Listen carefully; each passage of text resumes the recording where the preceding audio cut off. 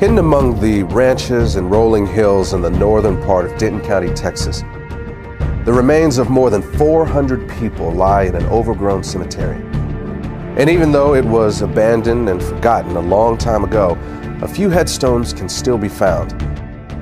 But most of the graves in this place never had a marker to begin with. That's because the people who were buried in them were considered to be property, not much different than a horse or a mule. This is where slaves were buried.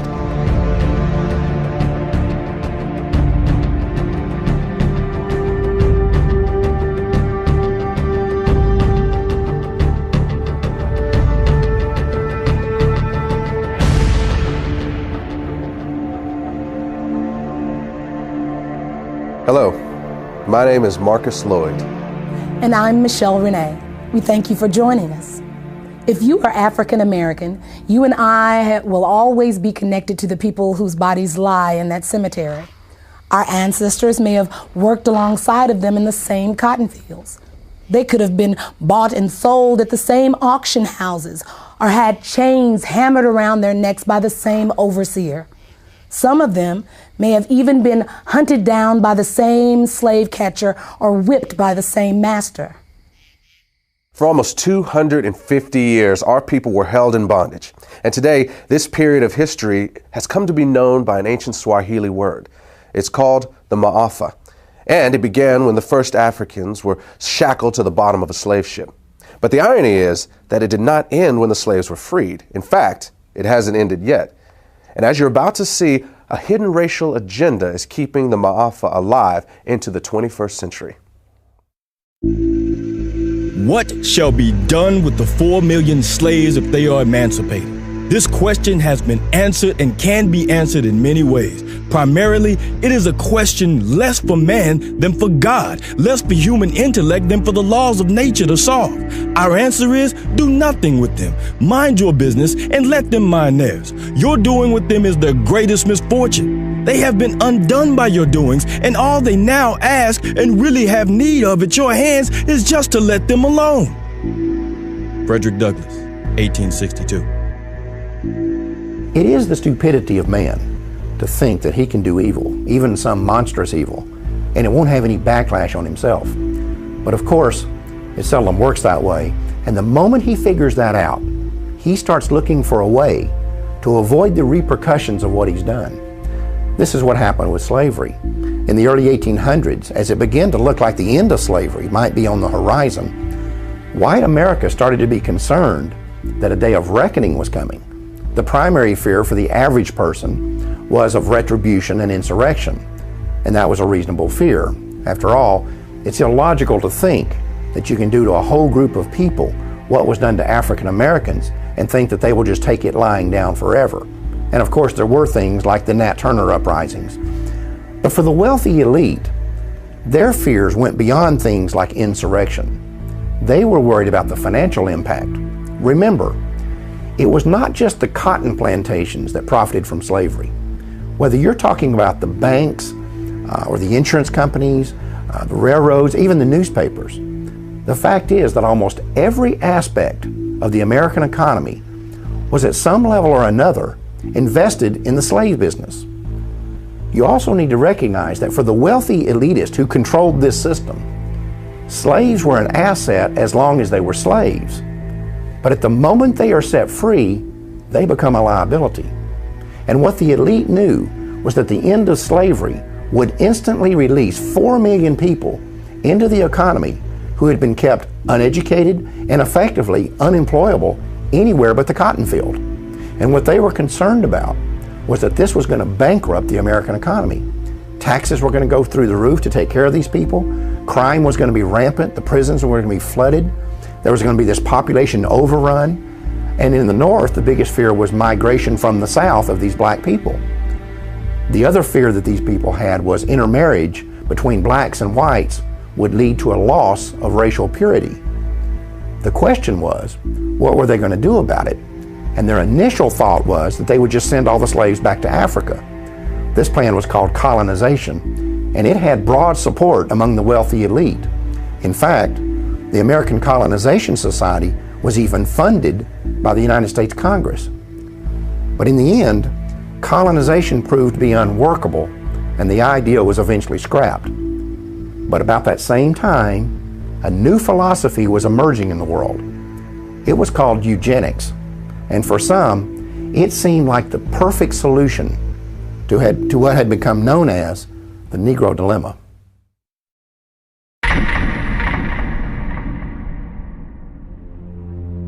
I do not join in the belief that the African is our equal in brain or in heart. And I believe that if we can, in any fair way, possess ourselves of his services, we have an equal right to utilize them to our advantage. Francis Galton, 1857. Francis Galton is known as the father of eugenics. He actually coined the phrase eugenics. So he believed in trying to increase those he felt were superior in stock and decrease those he felt were inferior. Francis Galton came from a very wealthy family, a family that made its wealth from the slave trade. And what a lot of people don't know is that Francis Galton was a cousin to Charles Darwin. Francis Galton took Charles Darwin's philosophies and ideas and thoughts, and he actually put them into practice, and that's what we know today as eugenics. Eugenics and evolution are related in that they both see what they consider to be the highest form of primate, such as the gorilla, as almost indistinguishable from what they consider the lowest form of human, the African and the Aborigine. At some future period, not very distant as measured by centuries, the civilized races of man will almost certainly exterminate and replace the savage races throughout the world. The break between man and his nearest allies will then be wider, for it will intervene between man and a more civilized state, and some ape as low as a baboon, instead of as now between the Negro or Australian and the gorilla.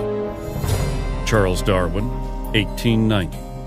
Charles Darwin is very well known for writing The Origin of Species in the 1800s. This book gave rise to evolutionary theory.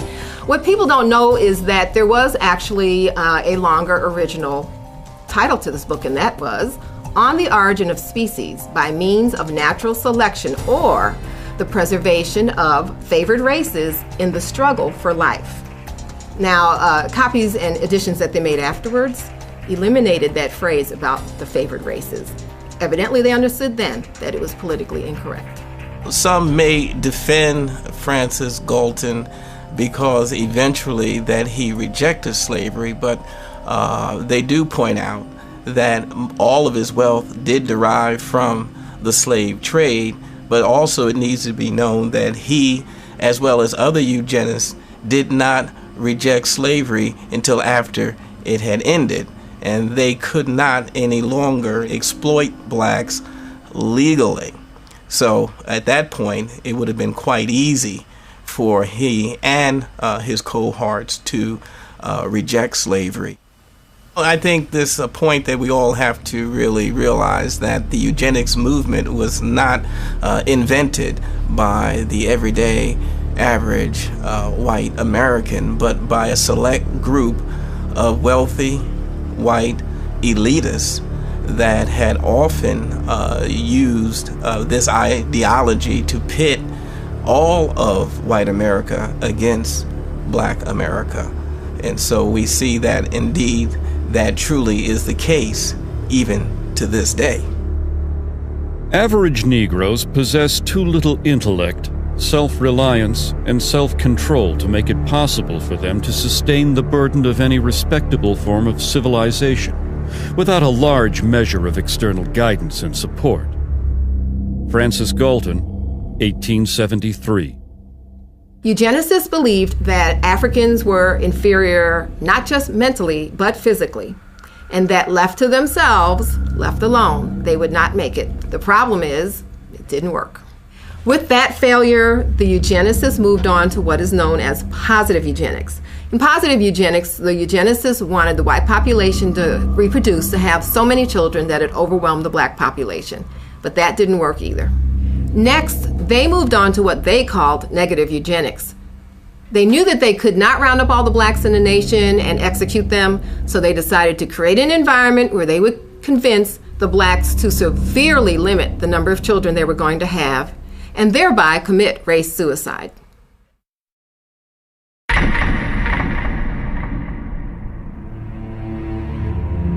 The problem of the socially fit must be treated not as one of color, but as a problem of the spread of feeble-mindedness. Dr. Charles Davenport, 1913, director of the Eugenics Record Office, Cold Spring Harbor, New York, and co-founder of the American Eugenics Society. The eugenics realized that they could not promote their agenda simply because they knew it would be viewed as politically incorrect and socially unacceptable. So what they did was use code words that were once successful in slavery, terms such as feeble-minded, unfit, words such as imbecile, immoral, criminal. They tagged those labels upon the targeted community. These words were less inflammatory, so it let society more or less not be totally alarmed of the original intent, but deep down inside, I believe everyone truly knew what segment of society and what people they were actually talking about. Even a cursory glance at the charts, photographs, and diagrams used to popularize eugenic ideals reveals that the unfit were swarthy, black, and ugly by Anglo-Saxon standards, with flattened noses, wiry hair, and prognathous profiles. Harriet Washington, author, Medical Apartheid. In the early 20th century, the white elitists who made up the eugenics movement were no longer just philosophers and academics. Now they were industrialists and billionaires who had come to embrace a worldview that was essentially identical to the eugenics movement. The same individuals and corporations who had once made millions on the backs of slaves were now willing to spend millions to get rid of them. But that didn't mean that these guys were interested in being public crusaders for the eugenics movement.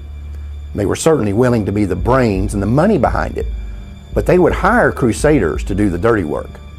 And the primary one they settled upon was a woman named Margaret Sanger. She was the founder of the American Birth Control League and the publisher of its newsletter, the Birth Control Review.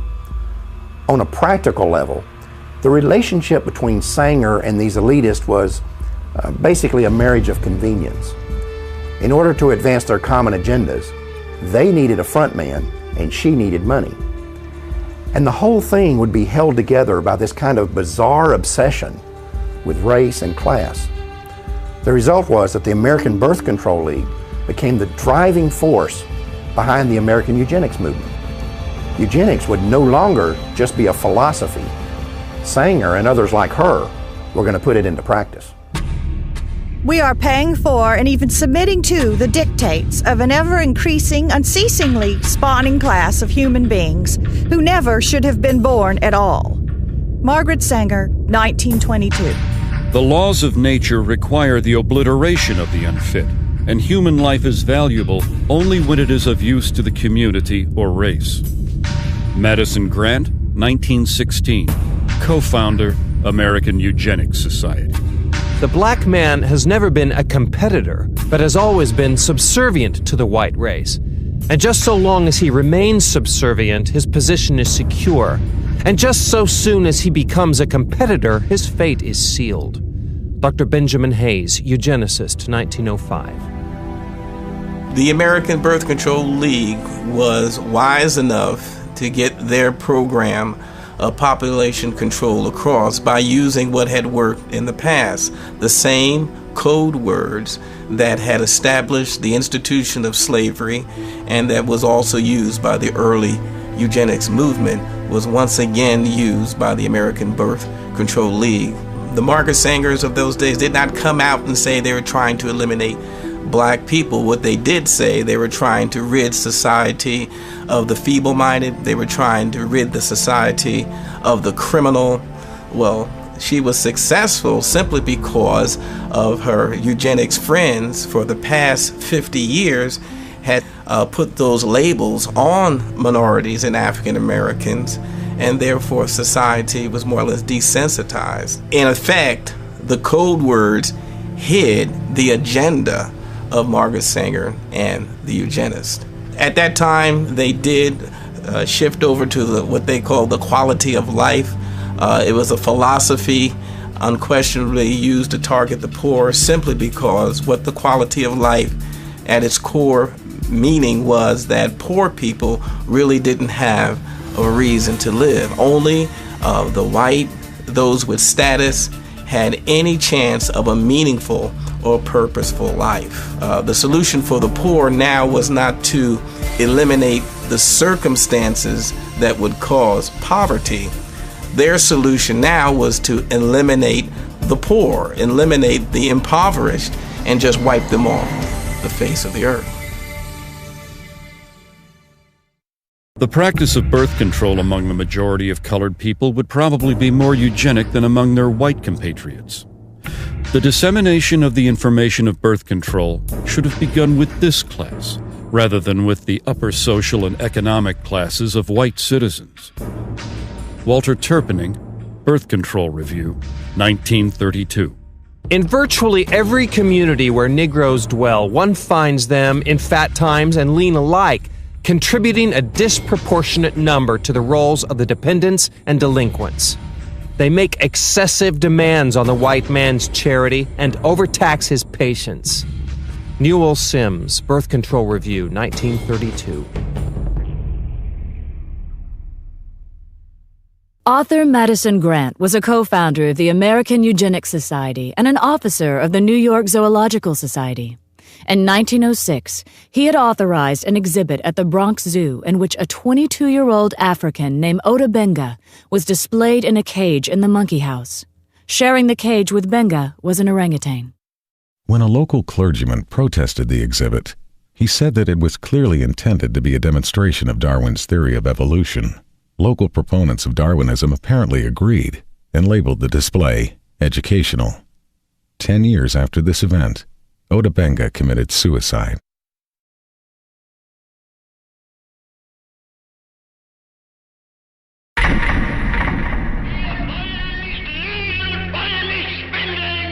During Hitler's regime, the Germans were supplied with elaborate charts and complicated theses supposedly proving the superiority of the German people.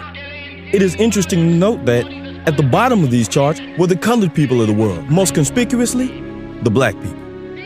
Floyd McKissick, National Director, Congress of Racial Equality, 1967. An often overlooked fact about the German Holocaust is that the Nazis did not simply target the Jewish population. They went after the black community as well. Under the threat of being sent to concentration camps if they did not cooperate, Afro-German citizens were not only forced to undergo sterilization themselves, they were also required to turn over their children for sterilization. In his book Mein Kampf, Adolf Hitler explained the motivation behind such programs. The Jews were responsible for bringing Negroes into the Rhineland. It suits the purpose of the cool, calculating Jew who would use this means of introducing a process of bastardization in the very center of the European continent, and by infecting the white race with the blood of an inferior stock, would destroy the foundations of its independent existence. Adolf Hitler, Mein Kampf. The Nazi attitude toward blacks was clearly defined in a 1944 book by Robert Ley, who was the head of the German Labor Front.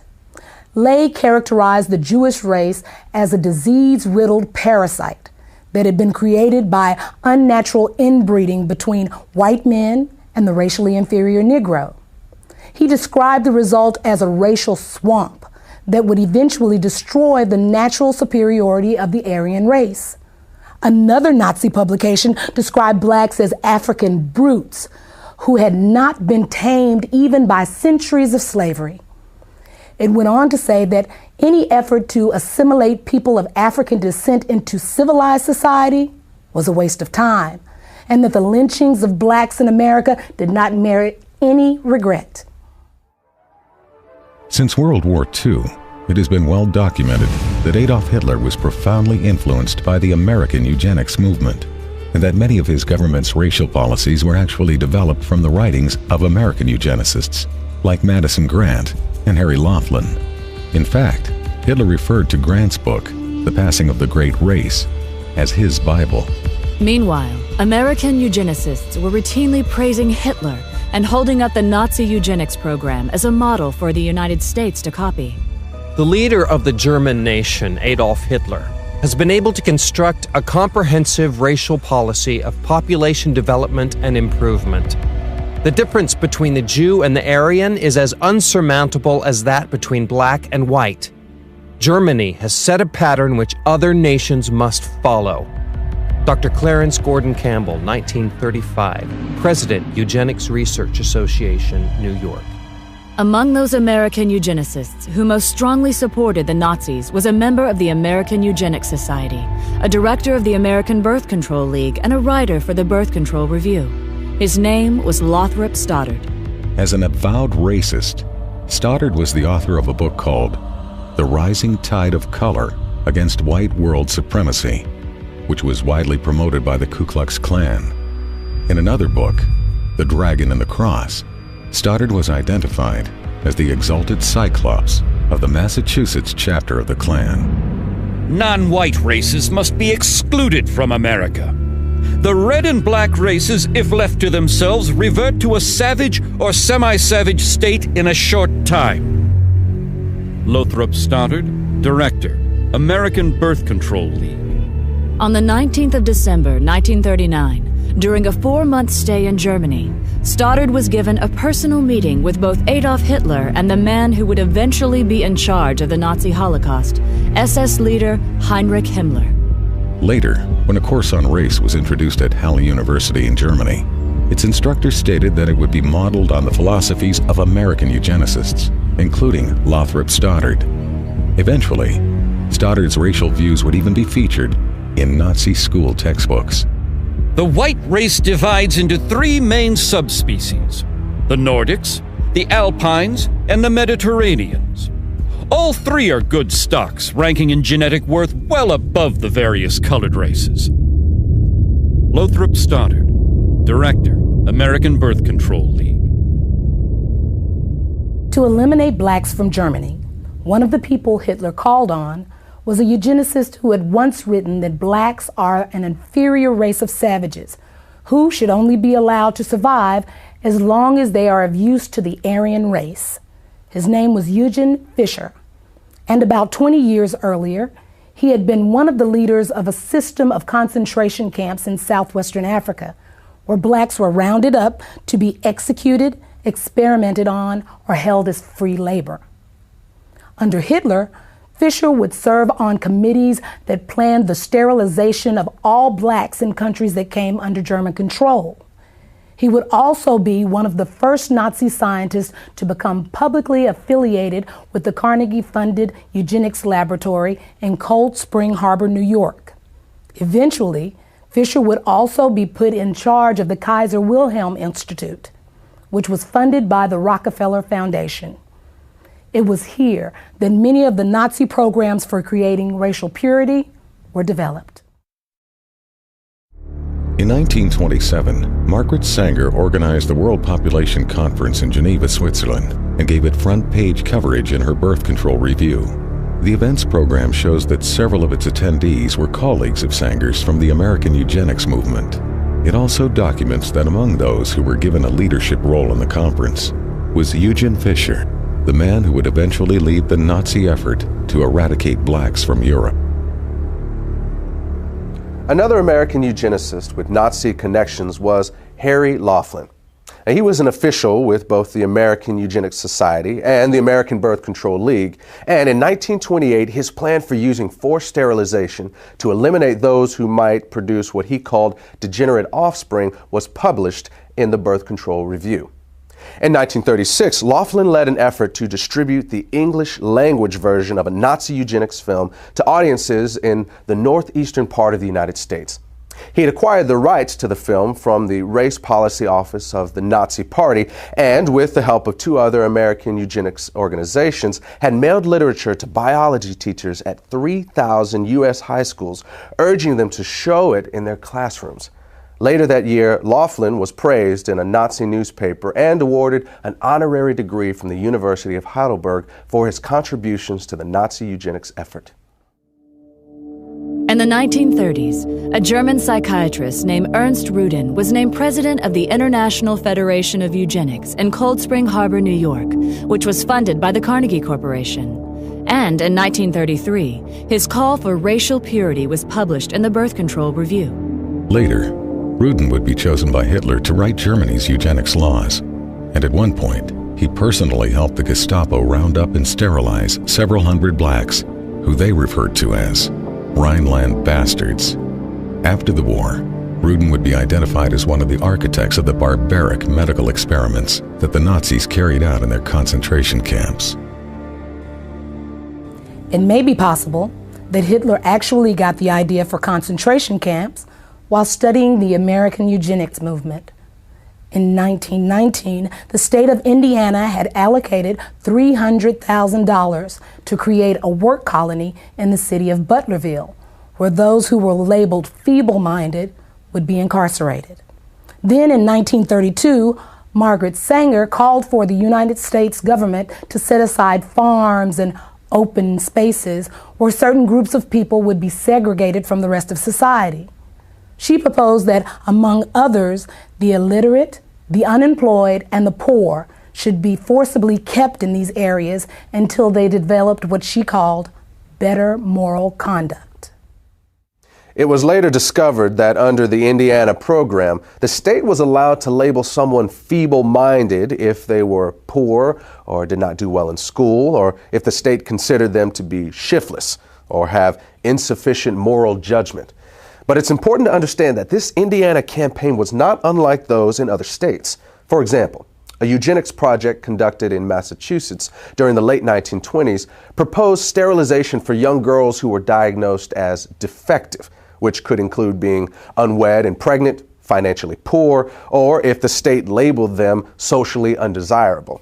In addition, boys as young as 14 could be castrated for showing signs of kleptomania or for exhibiting what was described as solitary behavior. In a single incident during 1935, the Nazis sterilized the children of over 600 German women because it was reported that those children had been fathered by black men. When news of this reached the United States, a member of the American Eugenics Society named Walter Ashby Plecker wrote a letter to the German Bureau of Human Betterment and Eugenics, praising them for the action and expressing his hope that not one child had been missed. 10 years earlier, Plecker had written that the black population was the greatest problem and most destructive force which confronts the white race and American civilization.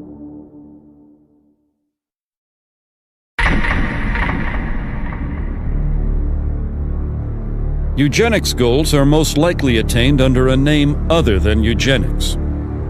Frederick Osborne, president and founding member of the American Eugenics Society.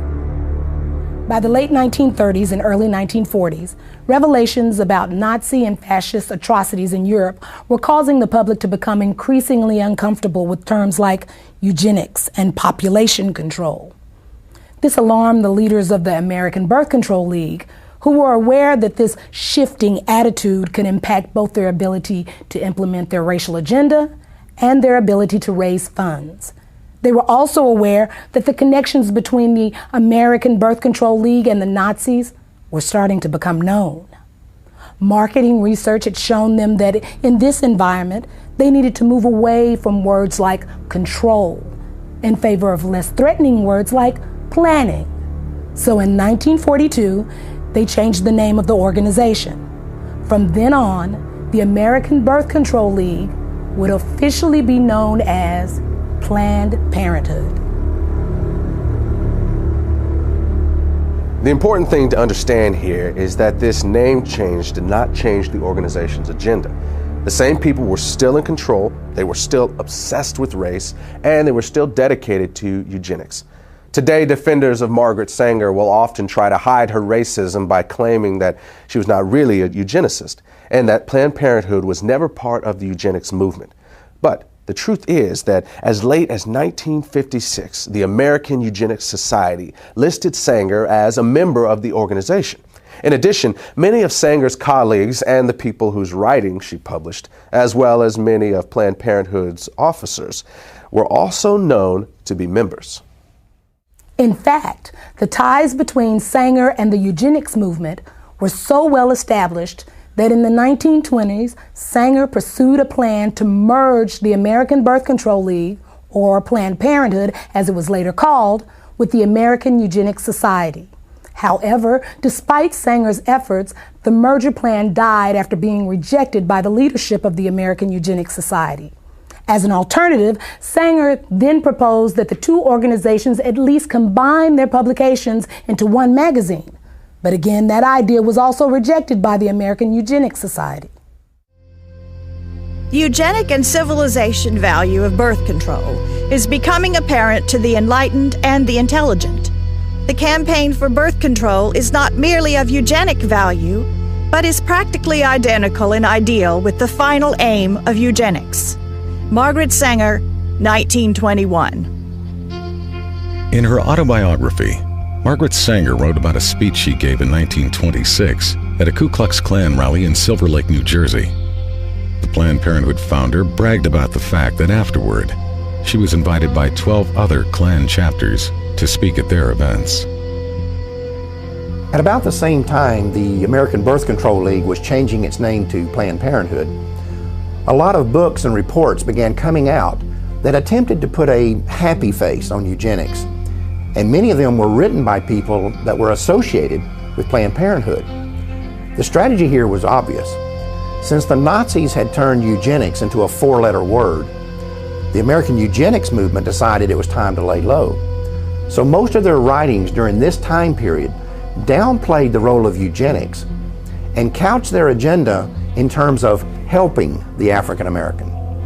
Perhaps the best example of this is a 1,500-page book by eugenicist Gunnar Myrdal called An American Dilemma, The Negro Problem in Modern Democracy. Interestingly, this book was not the result of some mom-and-pop operation. Myrdal had 75 assistants working on this project whose salaries were being paid for by the Carnegie Corporation, and Carnegie had been a major player in the eugenics movement for many years. Gunnar Myrdal and his wife Alva were both involved in eugenics. They were funded by both the Rockefeller Foundation and the Carnegie Corporation.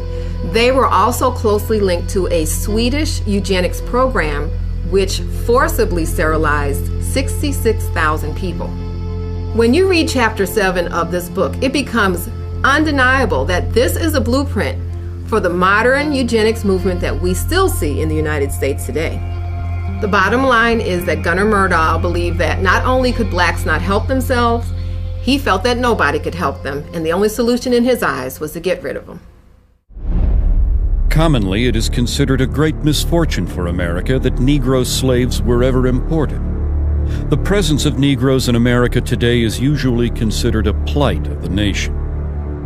Chapter 7, page 167. All white Americans agree that if the Negro is to be eliminated, he must be eliminated slowly, so as not to hurt any living individual Negroes.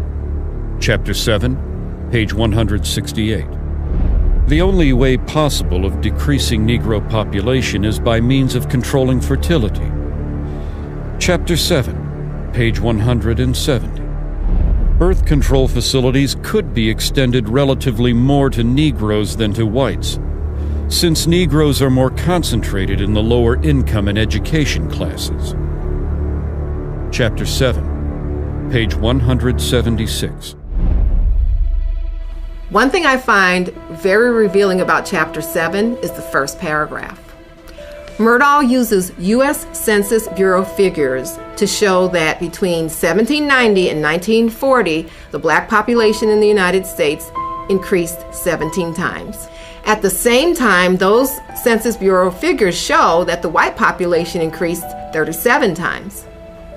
However, neither Myrdal nor any other eugenicist wrote anything about what to do about that part of the population that was increasing twice as fast as the black population. Gunnar Myrdal's book on how to resolve what he called the Negro Problem was published in 1944 by Harper & Brothers of New York.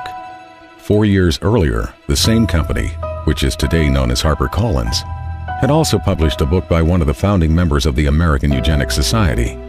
At the time that Harper & Brothers published these books, its president was a man named Cass Canfield, who would later become the the national president of Planned Parenthood.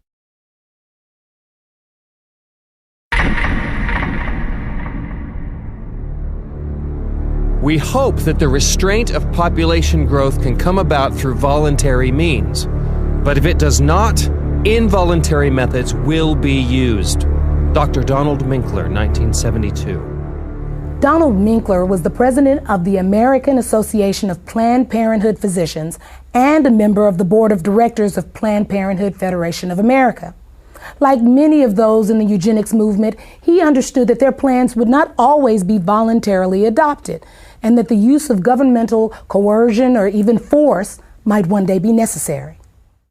The idea of forced eugenics was not something that suddenly developed in the 1970s.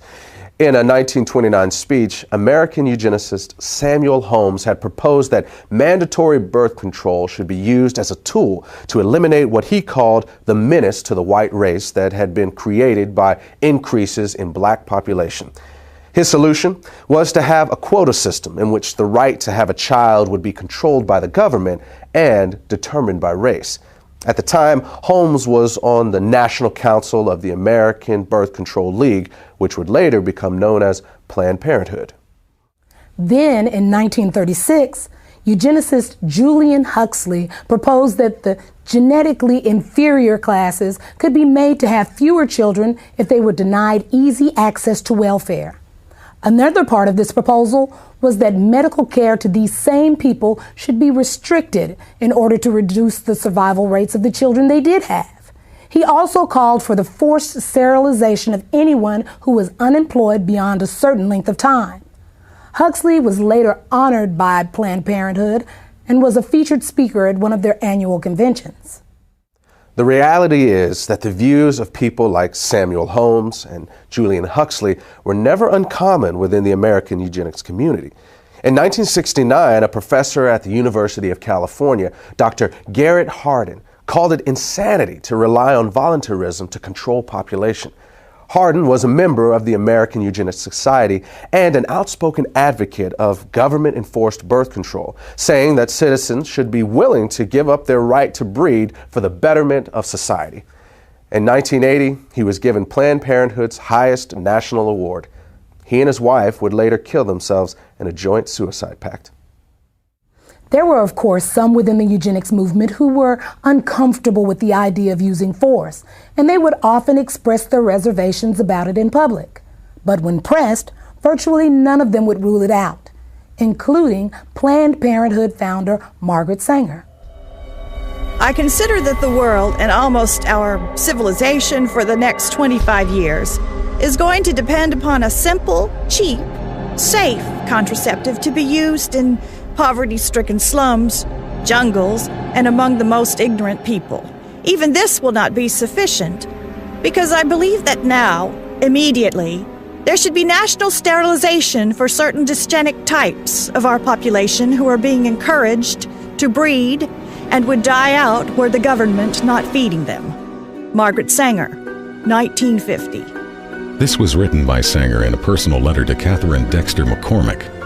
McCormick was an heir to the international harvester fortune and would later use part of her immense wealth to fund the development of the birth control pill. In 1966, an example of the coercive power of state eugenics laws was seen in Maryland when 3 young mothers applied for welfare benefits. All 3 were arrested for child neglect, even though the authorities never claimed to have any evidence of abuse or neglect. Instead, the women were held under a state law which stated that simply being unmarried and pregnant was child neglect. The judge in this case warned the women that if they ever became pregnant again, the state would take custody of all their children. Officials in Prince George's County, where the arrest took place, stated that welfare recipients could avoid being prosecuted under this law by submitting to state-sponsored birth control education.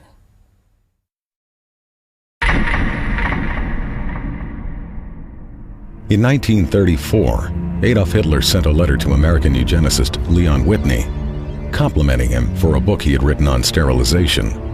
Whitney was the former executive secretary of the American Eugenics Society and a colleague of Margaret Sanger's. Sanger also published his writings in the Birth Control Review. In the book that Hitler was praising, Whitney had written that America could eliminate what he called the slum elements of society by sterilizing the lowest 25% of its population. He claimed this was necessary because such people are too stupid to understand or practice even simple methods of contraception. Besides, he said, the country would hardly miss them. One of the people he was talking about was named Elaine Riddick. At the age of 13, I became pregnant. I was raped by a guy that lived across the street from me. He snatched me off the street and molested me and threatened my life and said if I ever told anyone that he would kill me. When they was delivering my son, they sterilized me at the same time. They had approached my grandmother and said that if she wanted to continue to receive supplement, welfare and food stamps, or at this time they was giving out these surplus foods, canned cheese, I think it was, powdered eggs, and said that if she did not sign the X, that they were going to stop her supplements. Mind you, my grandmother was illiterate. She had never ever gone to school. She didn't understand what it was. So she signed the X and they did this to me. I did not find out that they had sterilized me until I was 19 years old. I asked the state of North Carolina why they did this to me, and they said that because I was feeble-minded, that I would not be able to take care of myself, I would not be able to tie my shoes, that I was just incompetent. The state of North Carolina also said that I had never performed, at the age of 13, I had never performed a day's work in my life. They couldn't get me to do anything. But at the age of 13, I mean, should I not have been in school? They were saying that feeble-mindedness is hereditary. So they sterilized me so I would not produce my kind. Mind you, I am not illiterate, nor am I feeble-minded. I never went into high school, but yet I still acquired a college degree. They also justified that my child or my children would be feeble-minded. My son is the president of his own semiconductor company. He has his own construction company. And he has his own real estate company. I mean, how can you think that your government allowed or allowing these things to happen to a person, a life? You can't say nothing, you have no rights. To me, they took away all of my rights. They sterilized kids from my understanding and my knowledge as young as 8 years of age. I don't know what an 8-year-old can do that could cause them to do this to them. The only reason I can give myself is that because they're black. In 1961, social worker Sue Casebolt had been installed as the executive secretary of the North Carolina Eugenics Board.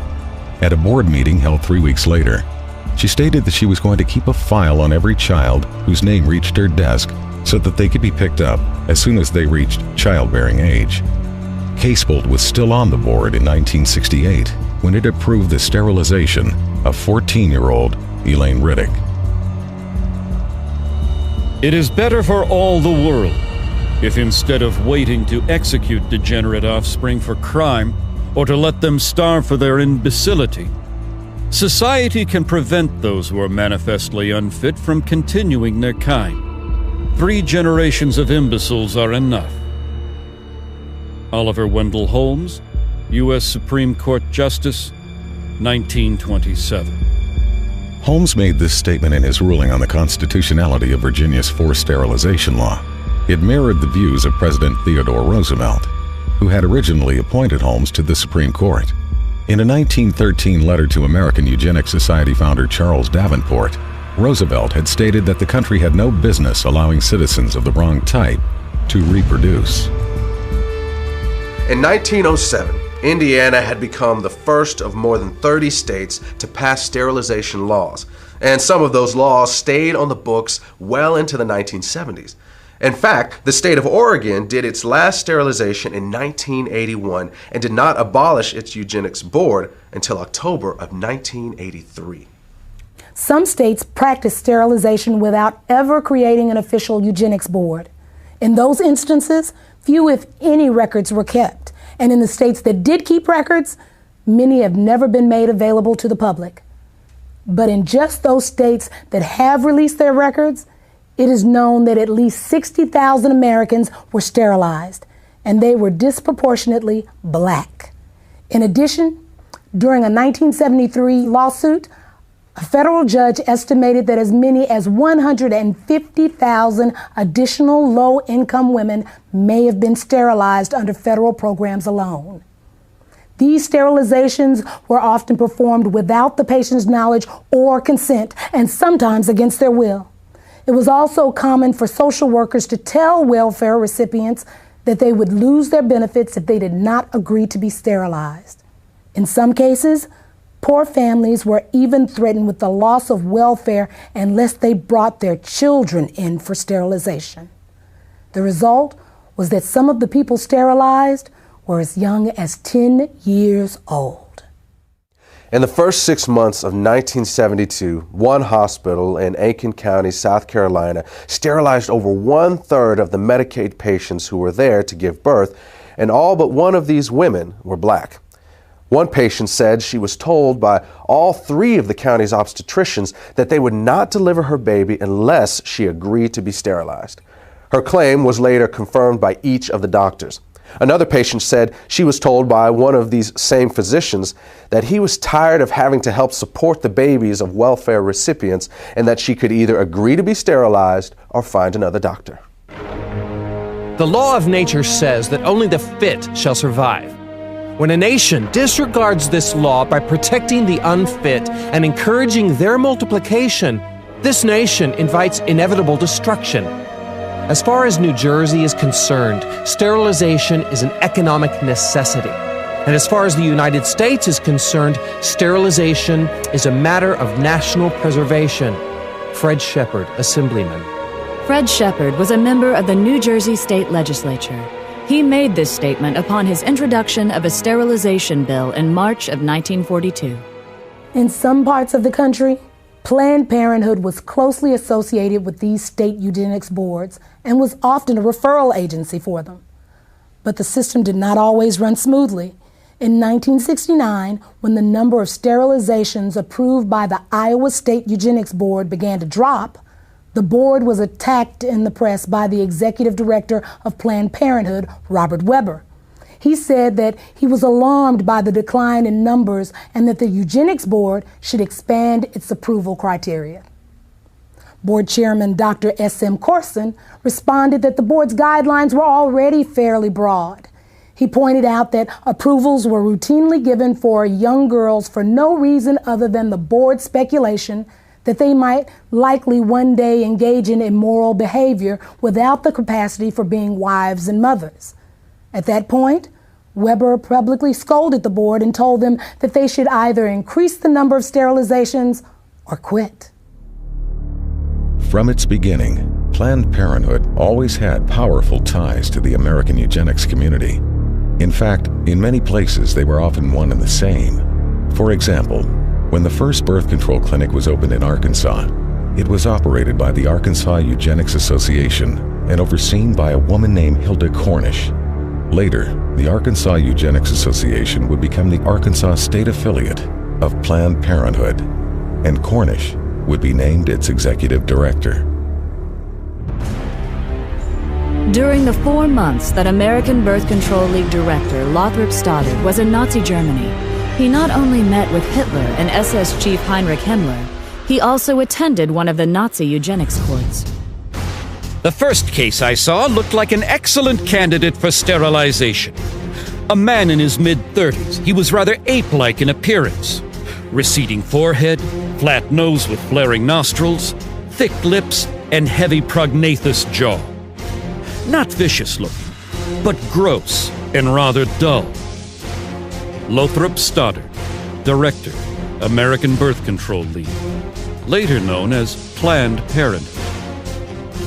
Given the admiration that Adolf Hitler expressed for the American eugenics movement, it is not unlikely that he modeled the eugenics courts in Nazi Germany after the state eugenics boards in the U.S. In both countries, feeble-mindedness was routinely used as a catch-all justification for sterilization, and the diagnosis of feeble-mindedness was almost always left up to the judgment of the person advocating the sterilization. First, the white man tells me to sit in the back of the bus. Now it looks like he wants me to sleep under the bed. Back in the days of slavery, black folks couldn't grow kids fast enough for white folks to harvest. Now that we got a little taste of power, white folks wants to call a moratorium on having babies. Comedian Dick Gregory, Ebony Magazine, 1971. By the 1960s, the American eugenics movement had been reasonably successful in getting sterilization laws and prohibitions against interracial marriage passed.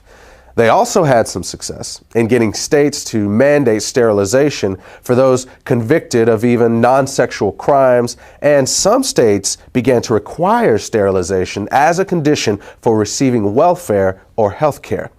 Meanwhile, another state proposed jail time for anyone who had a child out of wedlock unless they agreed to be sterilized, and at least one state required sterilization as a condition of being released from custody. But these laws were not producing the results Planned Parenthood and others in the eugenics movement wanted.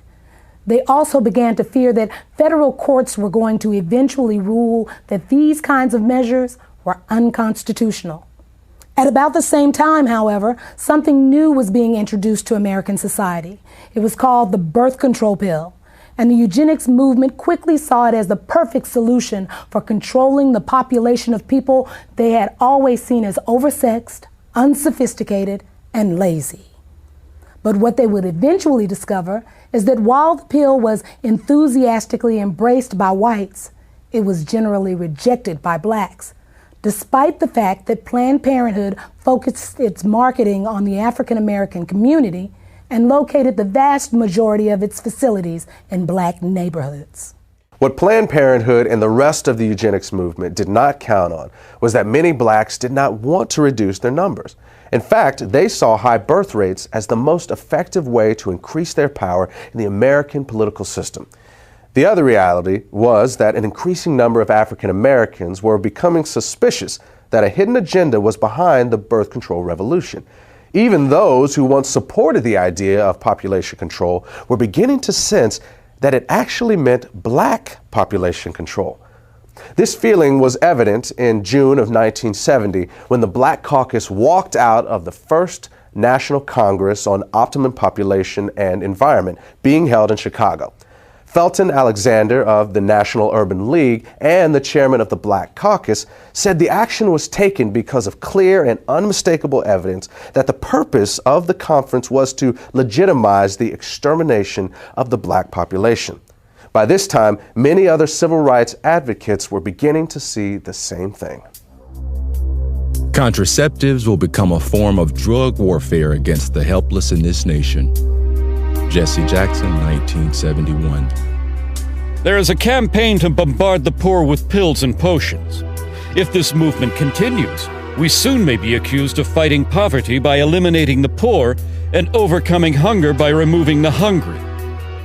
New York Congressman Hugh Carey, 1966.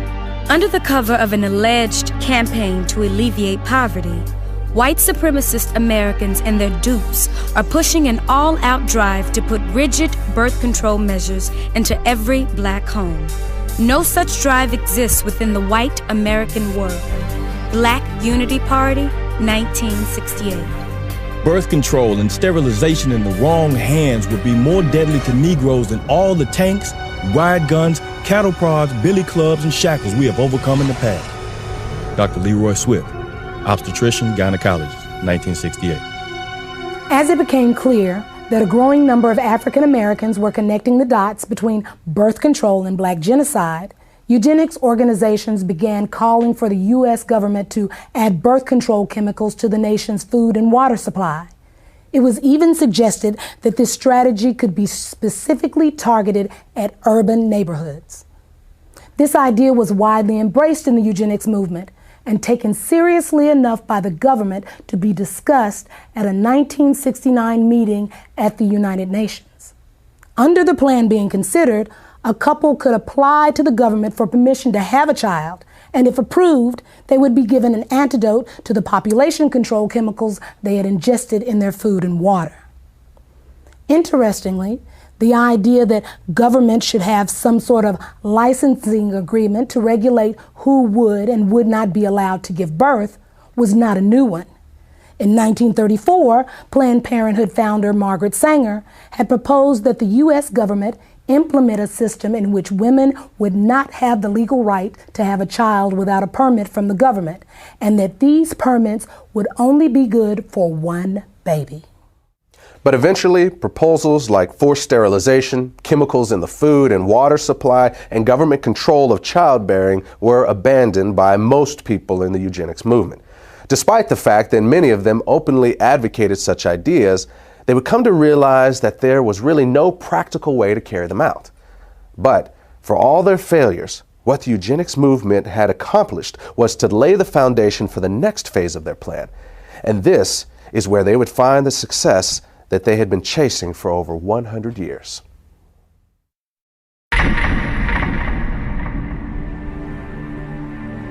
What would you say is now the #1 cause of death in the African American community?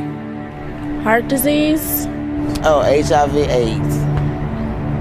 Diabetes, cancer, AIDS. I'll say heart disease. AIDS. From what I heard, it's probably AIDS, you know. Probably heart disease. I think heart disease. HIV.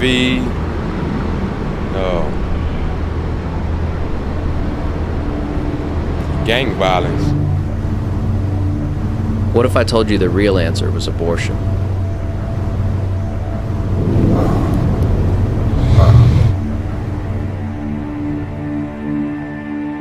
Since 1973, legal abortion has killed more African Americans than AIDS, cancer, diabetes, heart disease, and violent crime combined. Every week, more blacks die in American abortion clinics than were killed in the entire Vietnam War. And the largest chain of abortion clinics in the United States is operated by Planned Parenthood.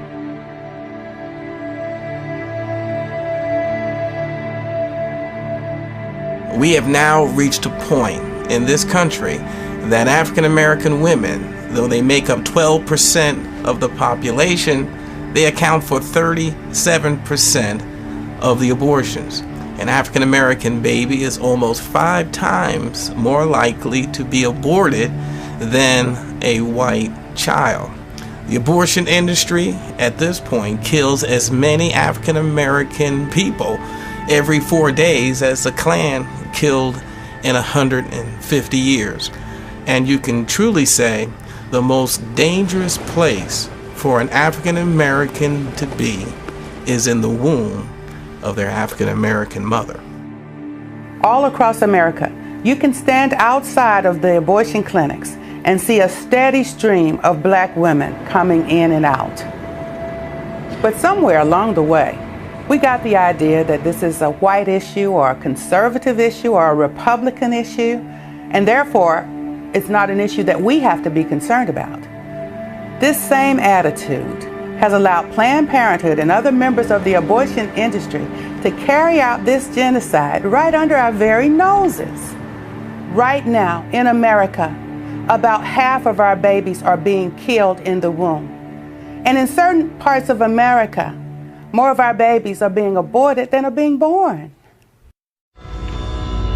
When 17,000 aborted babies were found in a dumpster outside of a pathology laboratory in Los Angeles, California, some 12 to 15,000 were observed to be black. Irma Clardy Craven, Chairman, Minneapolis Commission on Human Rights and Secretary of the Urban League. To understand what the agenda was behind the legalization of abortion, all you need to do is look at the statistics from the U.S. government. Studies from the CDC show that prior to the legalization of abortion, approximately 80% of all illegal abortions were done on white women. One study in New York even found that white women had 5 times as many abortions as black women. But at the moment abortion became legal, that began to reverse. And that's why the legalization of abortion was so crucial for the eugenics movement. Legalization created the ability to market abortion in the black community. And from a eugenics standpoint, that changed everything. These people cannot have it both ways. First, they say that birth control will reduce the number of abortions. Then they flood our neighborhoods with birth control clinics. And what's the result? Our abortion rate skyrockets. So either they lied about the fact that birth control would reduce abortions in our neighborhoods, or this is the results and the purpose they wanted from the beginning. At this point, I truly have the tendency to believe the latter. In 1973, the year abortion was legalized nationwide, Dr. Christopher Tizzi produced a study on abortion demographics at the request of the Population Council, a New York-based eugenics organization. In this report, Tizzi confirmed previous research showing that when abortion is illegal, the abortion rate is much higher for white women than for black women, but that this completely reverses whenever abortion is legalized. At the time he published these findings, Tizzi was a consultant to both Planned Parenthood and the National Abortion Federation. Other researchers within the eugenics and abortion movements were also documenting that easy access to abortion clinics produces higher abortion rates in the surrounding area. And at least one expert discovered that having a nearby clinic is a bigger factor in the black abortion rate than it is in the white abortion rate. At the same time this data is being circulated, Planned Parenthood and the rest of the abortion lobby were in the process of locating the vast majority of their facilities in minority neighborhoods. Then in 1974, a study was released on population control that had been conducted by researchers at 3 major universities.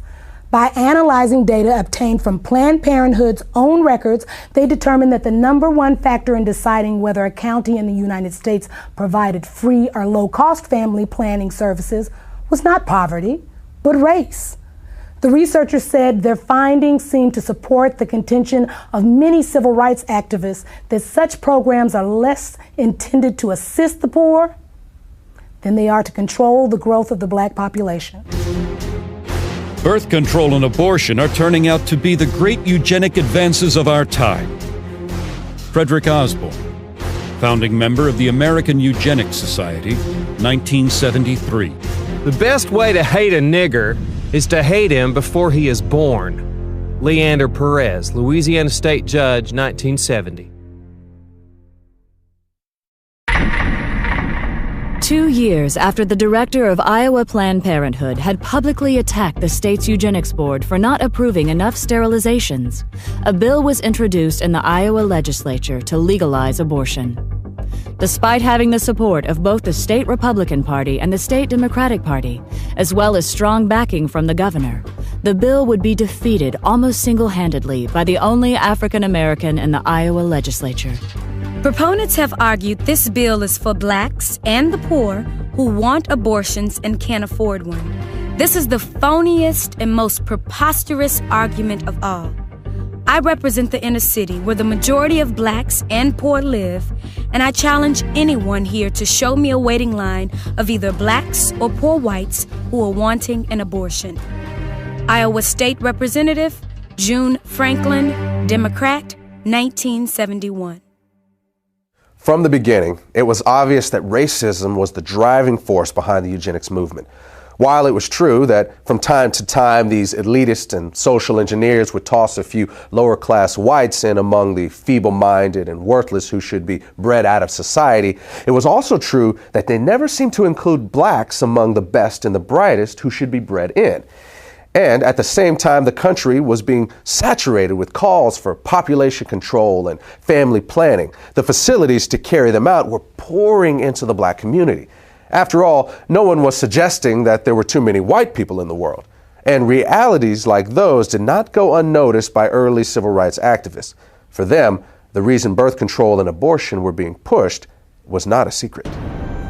Those whom we could not get rid of in the rice paddies of Vietnam, we now propose to exterminate if necessary, eliminate if possible, in the OB wards and gynecology clinics of our urban hospitals.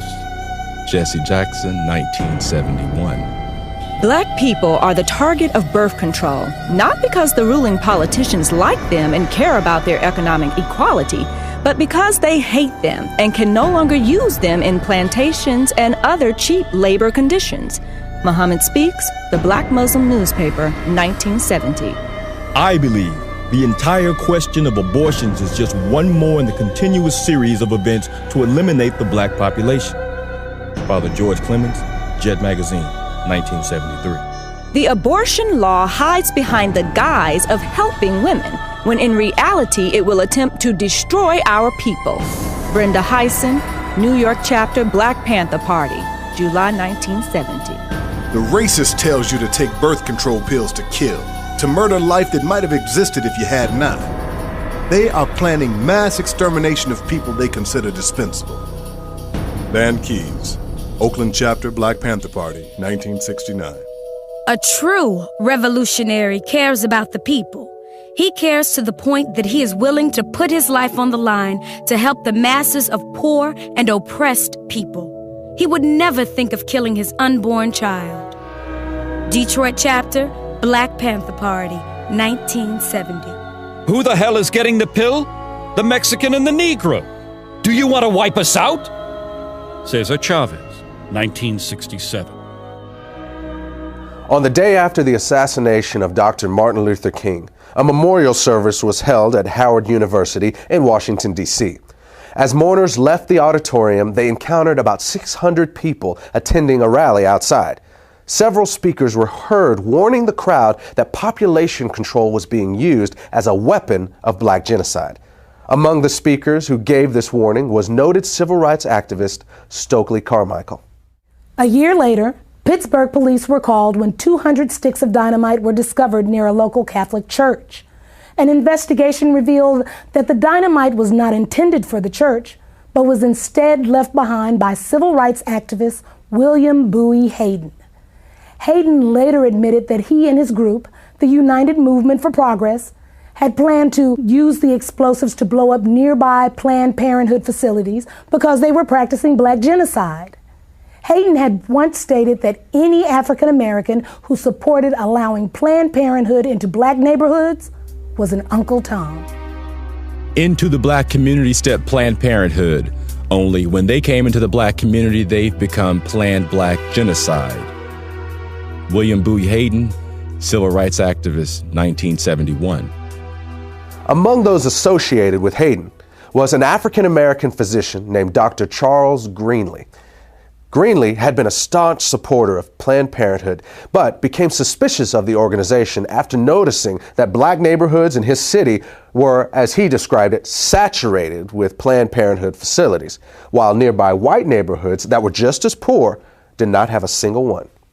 In an article published by the Black Muslim newspaper Muhammad Speaks, Greenlee said he had also discovered that deceptive materials were being circulated in the ghettos and delivered to the homes of black women, warning them that welfare recipients who had additional children would lose their public assistance. Greenlee knew that wasn't true and concluded that Planned Parenthood was pushing a hidden agenda. It was then he severed his ties to the organization and started working against it. The idea is to make less niggas so they won't have to build houses for them. If we keep producing, they're either gonna have to kill us or grant us full citizenship. Dr. Charles Greenlee, civil rights activist, 1968. It is strange that they chose to start talking about population control at the same time that black people in America and people of color around the world are demanding their rightful place as human citizens and their rightful share of the material wealth in the world. Jesse Jackson, 1977.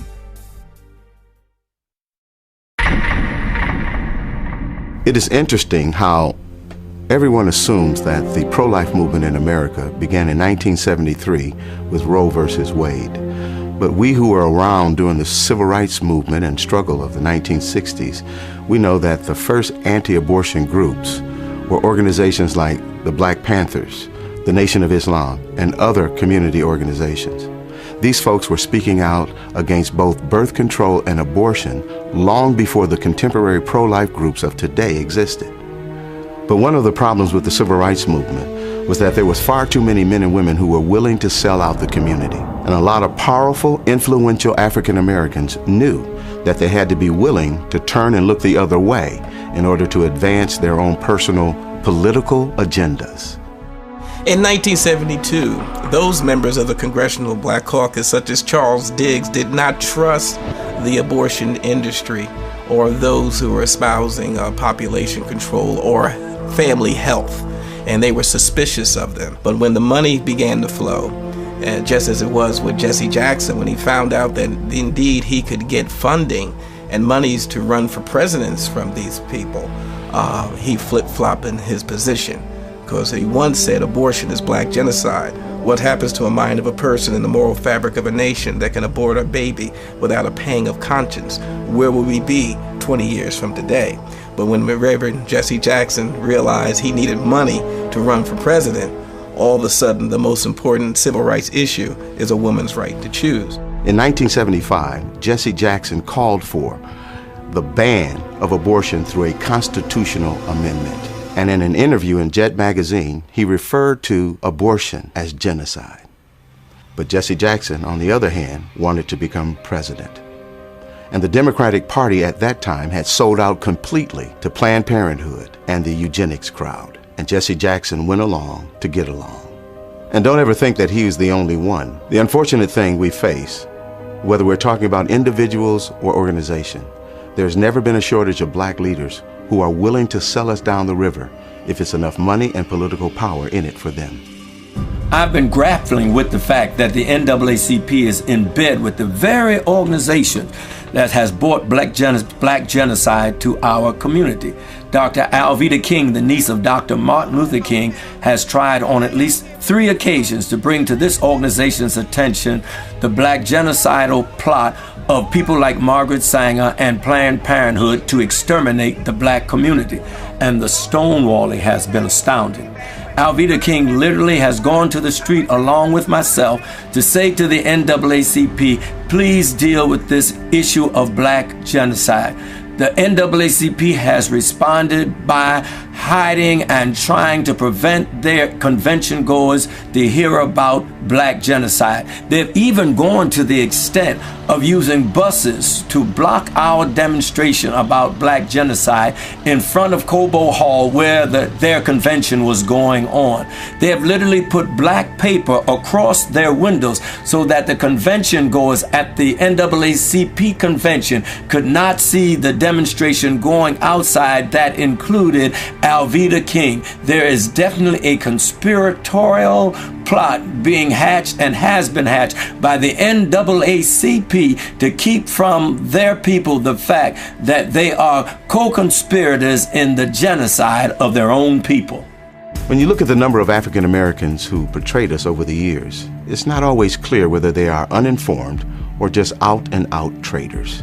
When we see pro-choice politicians defending abortion on television, Do they really understand the implications of abortion and that it is certainly used for black genocide? Reverend Benjamin Hooks, one of the former presidents of the NAACP, once personally told me that the NAACP would not bring this subject to the floor because they believed it would tear up the NAACP. Even the media has conspired with the NAACP to keep this issue from the attention of the black community and the public at large. I have seen the news media literally hide their trucks so that they would not be in a position to have to cover the demonstrations in front of Cobo Hall, only to bring them out after the demonstrators had left. This is an outrage that the black community is having the life of its babies destroyed, and the NAACP and the media are knowingly conspiring to keep this information from the public. This is an outrage, and it should be dealt with by every fair-minded American. The civil rights elite has forgotten the lives of unborn black children and has joined those who choose to kill them. Unbelievable! They have forgotten that in the past, racists snatched black babies from their mother's arms and sold them into slavery. Today they snatch them from their mother's womb and throw them in the garbage.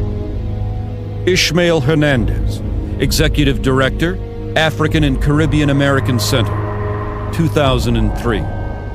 When we look at this issue of civil rights leaders who sell out, even when they clearly know that birth control and abortion are being used for black genocide, we need to understand that by the 1960s, population control, especially black population control, had become almost a religion for America's white power structure. And from the start, they made it clear that if you crossed them, or if you challenged their agenda, they would chop you off at the knees. And that remains true to this day. Whether you're talking about the liberal social engineers who control the Democratic Party, or the wealthy elitists who control the Republican Party, or the media, or the academic community, these people have created a kind of family planning cartel that does not tolerate dissent. And they have always been especially ruthless about this when it comes to African Americans. A perfect example of this was seen in the case of Samuel Yet.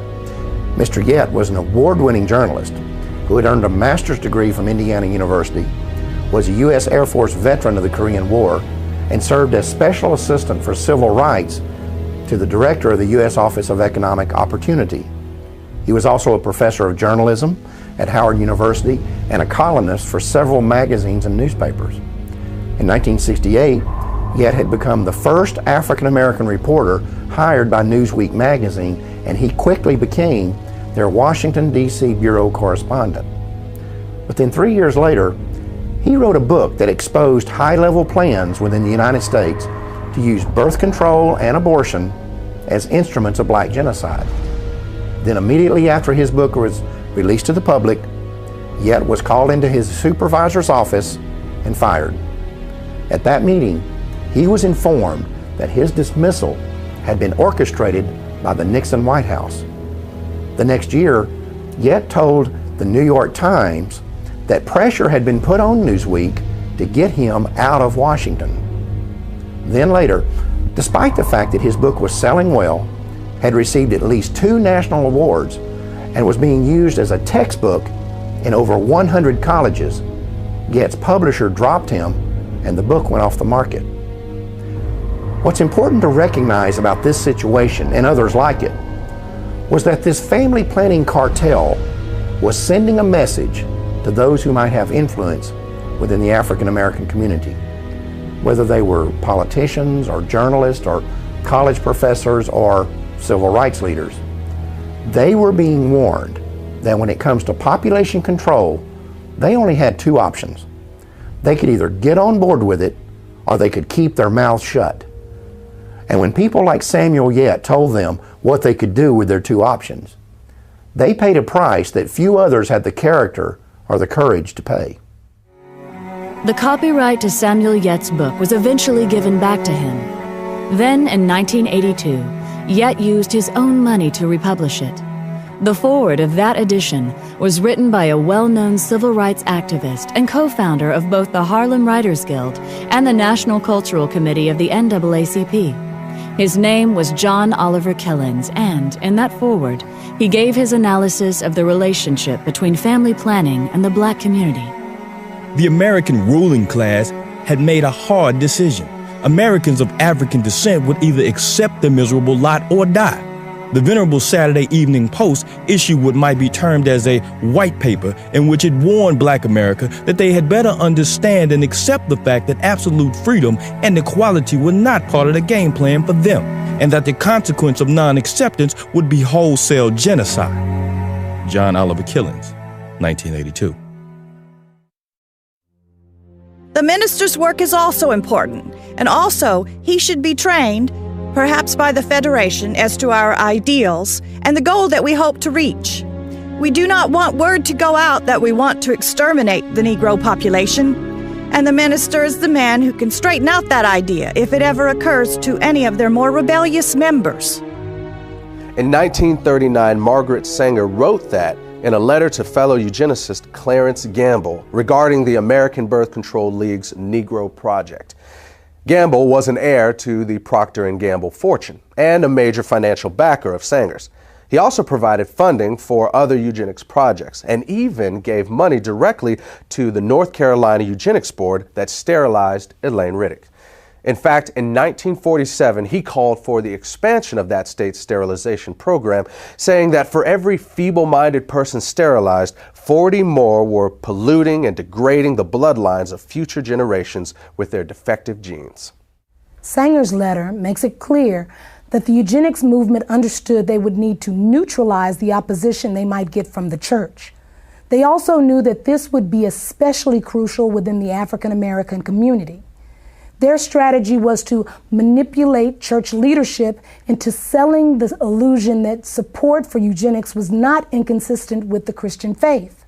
To do this, they would often recruit pastors to be frontmen for eugenics policies and provide them with prepackaged sermons on eugenics.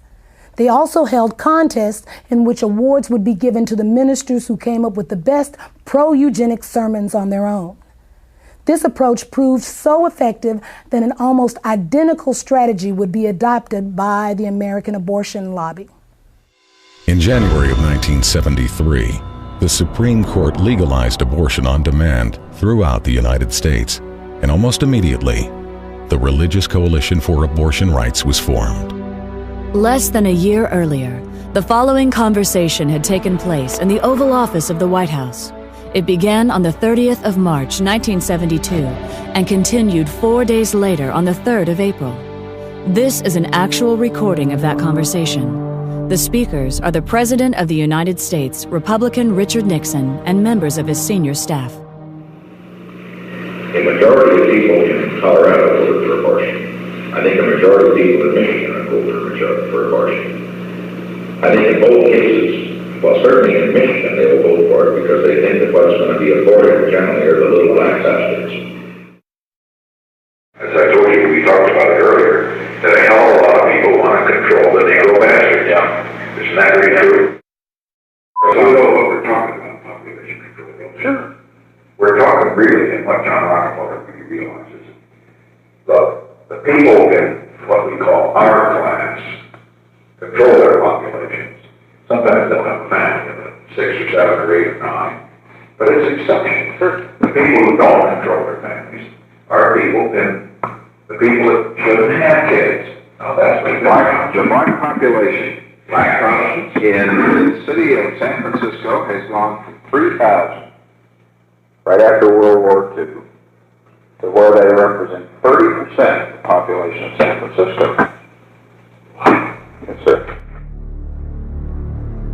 The Religious Coalition for Abortion Rights was originally created with the financial backing of John Rockefeller, and its current president is an African American who was once appointed to the Washington, D.C. City Council by Richard Nixon.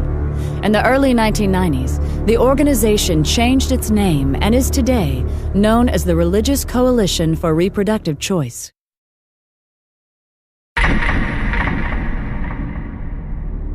In 1969, a meeting of the United Nations Educational, Scientific, and Cultural Organization, also known as UNESCO, proposed that an American Population Commission be created with a, quote, large budget for propaganda, unquote.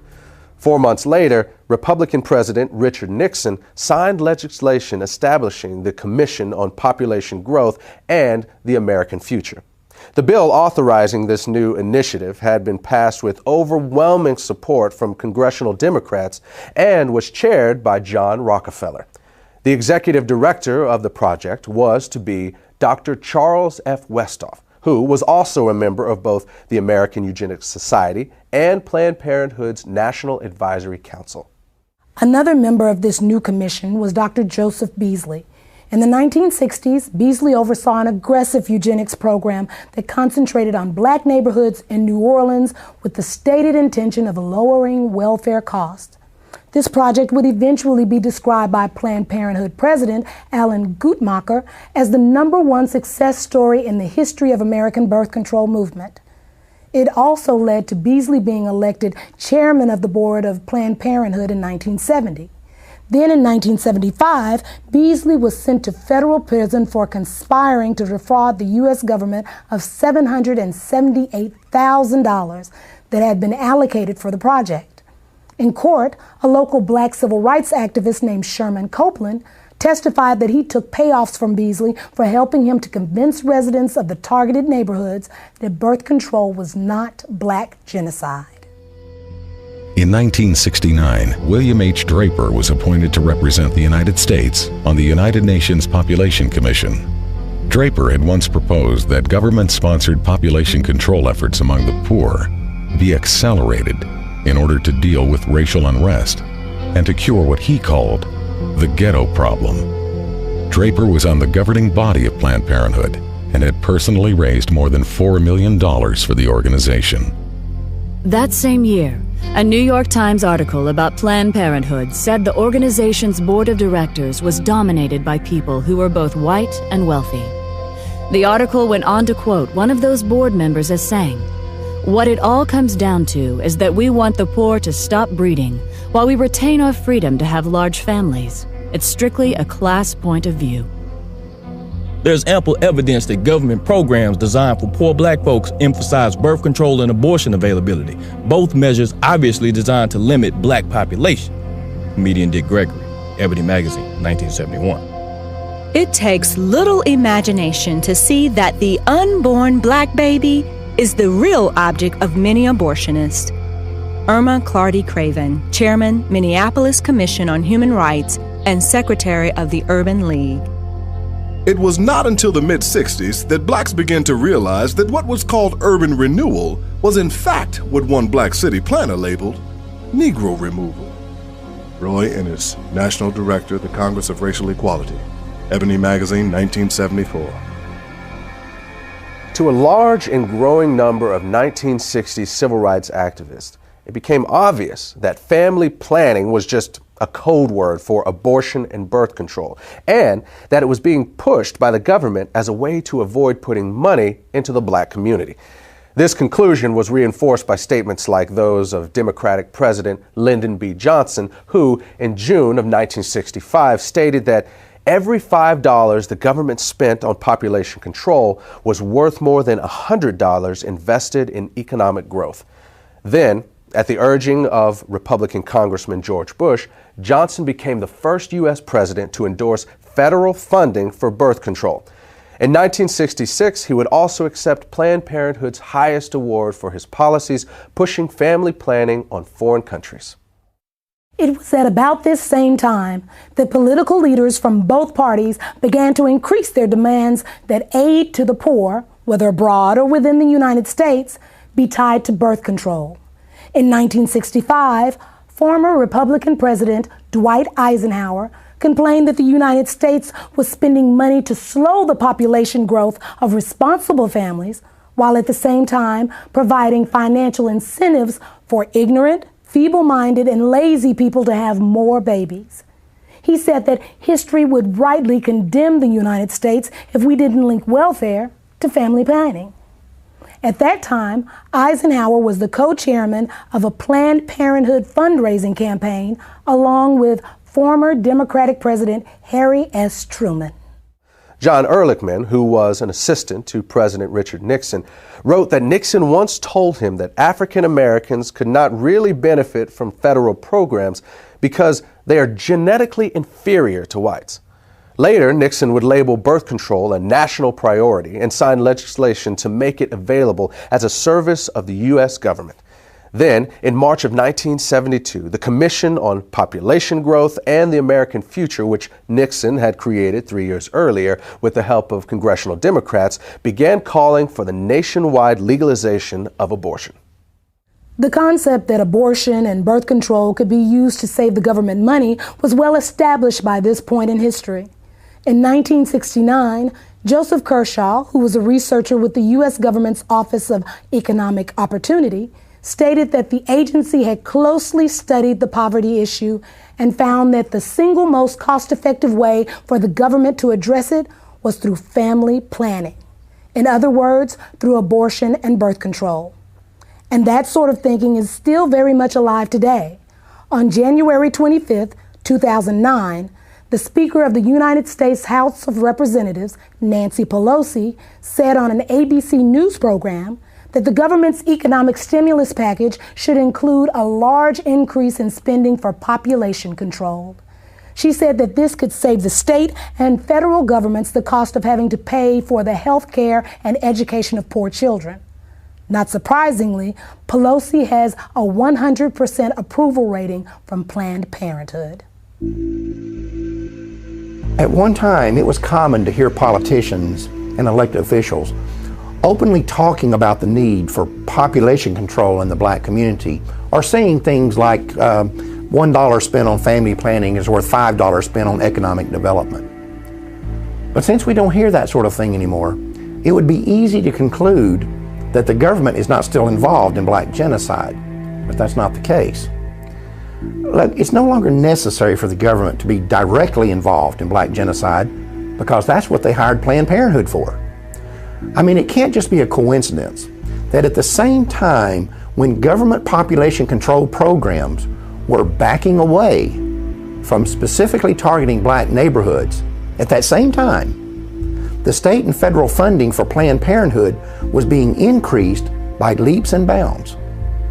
To understand the magnitude of the dollars involved here, remember this. By 1970, Planned Parenthood was already the 19th largest health-related fundraising organization in the country. But by year 2000, it had moved into third place behind only the American Heart Association and the American Cancer Society. And a major factor in that phenomenal growth was government funding. Basically, what's happened over the last 40 years or so is that Planned Parenthood has taken billions in government money while locating the vast majority of its facilities in minority neighborhoods. And that has not only been a tremendous boost for the eugenics movement, but it has also allowed government-funded family planning programs to target the black population while insulating the government from any direct connection to black genocide. One of the places where government money has been used to advance the eugenics agenda has been in the public school system. Although government-funded population control programs can be found in white schools, the evidence is that they are significantly more likely to be targeted at black schools. One example of this was seen in 1986, when it was discovered that Illinois public schools were not only distributing birth control to children, but that every one of the 50 facilities involved were in minority neighborhoods. When this information was made public, a local African-American pastor organized a campaign to stop the program. Reverend Hiram Crawford labeled the project Genocide, saying that the obvious goal was to go after the Hispanic and black population. That same pattern was also found in Maryland in the 1990s. Even though the state's teen pregnancy rate was higher among white students than black students, when the contraceptive device Norplant was introduced, it was selectively marketed to children as young as 13 in predominantly black schools in Baltimore. The result was that of the first 350 girls implanted at a local middle school, 345 were African American. Then, when Norplant was approved for general distribution, of the first 100 schools selected, all 100 were in minority neighborhoods. The Norplant contraception device was developed by the Population Council in New York, which had been established in 1952 under the leadership of its president, John Rockefeller. Its next two presidents, Frederick Osborne and Frank Notestein, were both former members of the American Eugenics Society, and Notestein would later serve on the National Advisory Council of Planned Parenthood.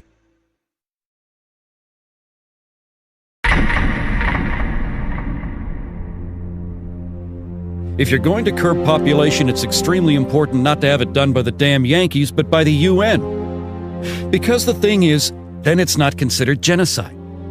If the United States goes to the black man or the yellow man and says, slow down your reproductive rate, we're immediately suspected of having ulterior motives to keep the white man dominant in the world. If you can send in a colorful UN force, you've got much better leverage. Alan Guttmacher, president of Planned Parenthood and former vice president of the American Eugenics Society, 1970. 4 years after Guttmacher made that statement, America's National Security Council issued a report that was intended to define the United States government's official policy on controlling world population. It was called the National Security Study Memorandum 200, or NSSM 200, and it was formulated in cooperation with the United States Agency for International Development, the U.S. State Department, the Department of Defense, and the Central Intelligence Agency. One of its goals was to establish a strategy for reducing the populations of third world countries so that the United States could have increased access to their natural resources, particularly minerals and metals. Among the conclusions of NSSM 200 was that no country has reduced its population growth without resorting to abortion. The authors of the report then identified 3 non-governmental agencies that would be funded to carry out the government's population control agenda in the targeted countries. One of those agencies was Planned Parenthood. One of the tactics specified in NSSM 200 was that we might withhold food aid after a disaster if the countries do not accept the American idea of birth control, and this has happened many times all over the world. One example is the Southern American country of Guyana, which was hit by a hurricane back in 1997. Now, they had turned down abortion and birth control for 12 years straight, but after the hurricane hit Guyana in 1997, the World Bank said, we will not give you any aid unless you legalize abortion and birth control, and that's exactly what they did.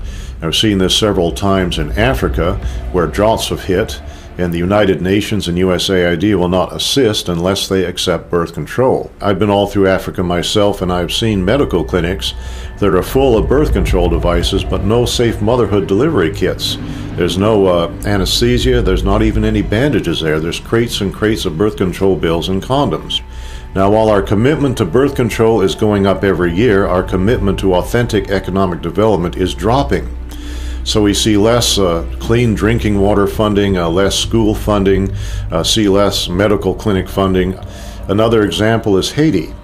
Haiti has been hit by hurricanes several times, and the United States and other countries are saturated with birth control. In Haiti now, any woman, 90% of women at least, can now get access to any kind of birth control they want to, government funded, but less than 20% of the Haitians have access to clean drinking water. Now try to imagine there being a natural catastrophe in a country like Canada or Australia or France or England.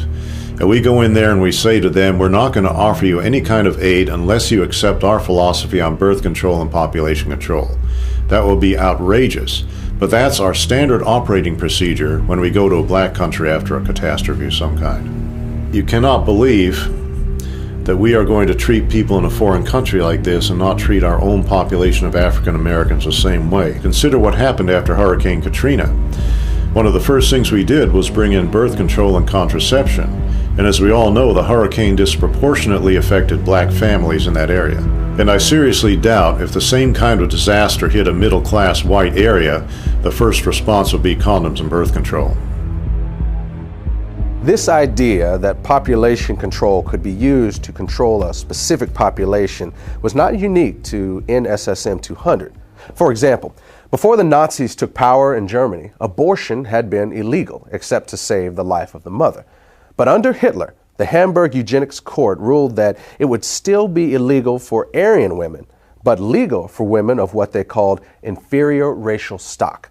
According to the court, encouraging eugenic abortions would promote racial hygiene and protect the health of the German people.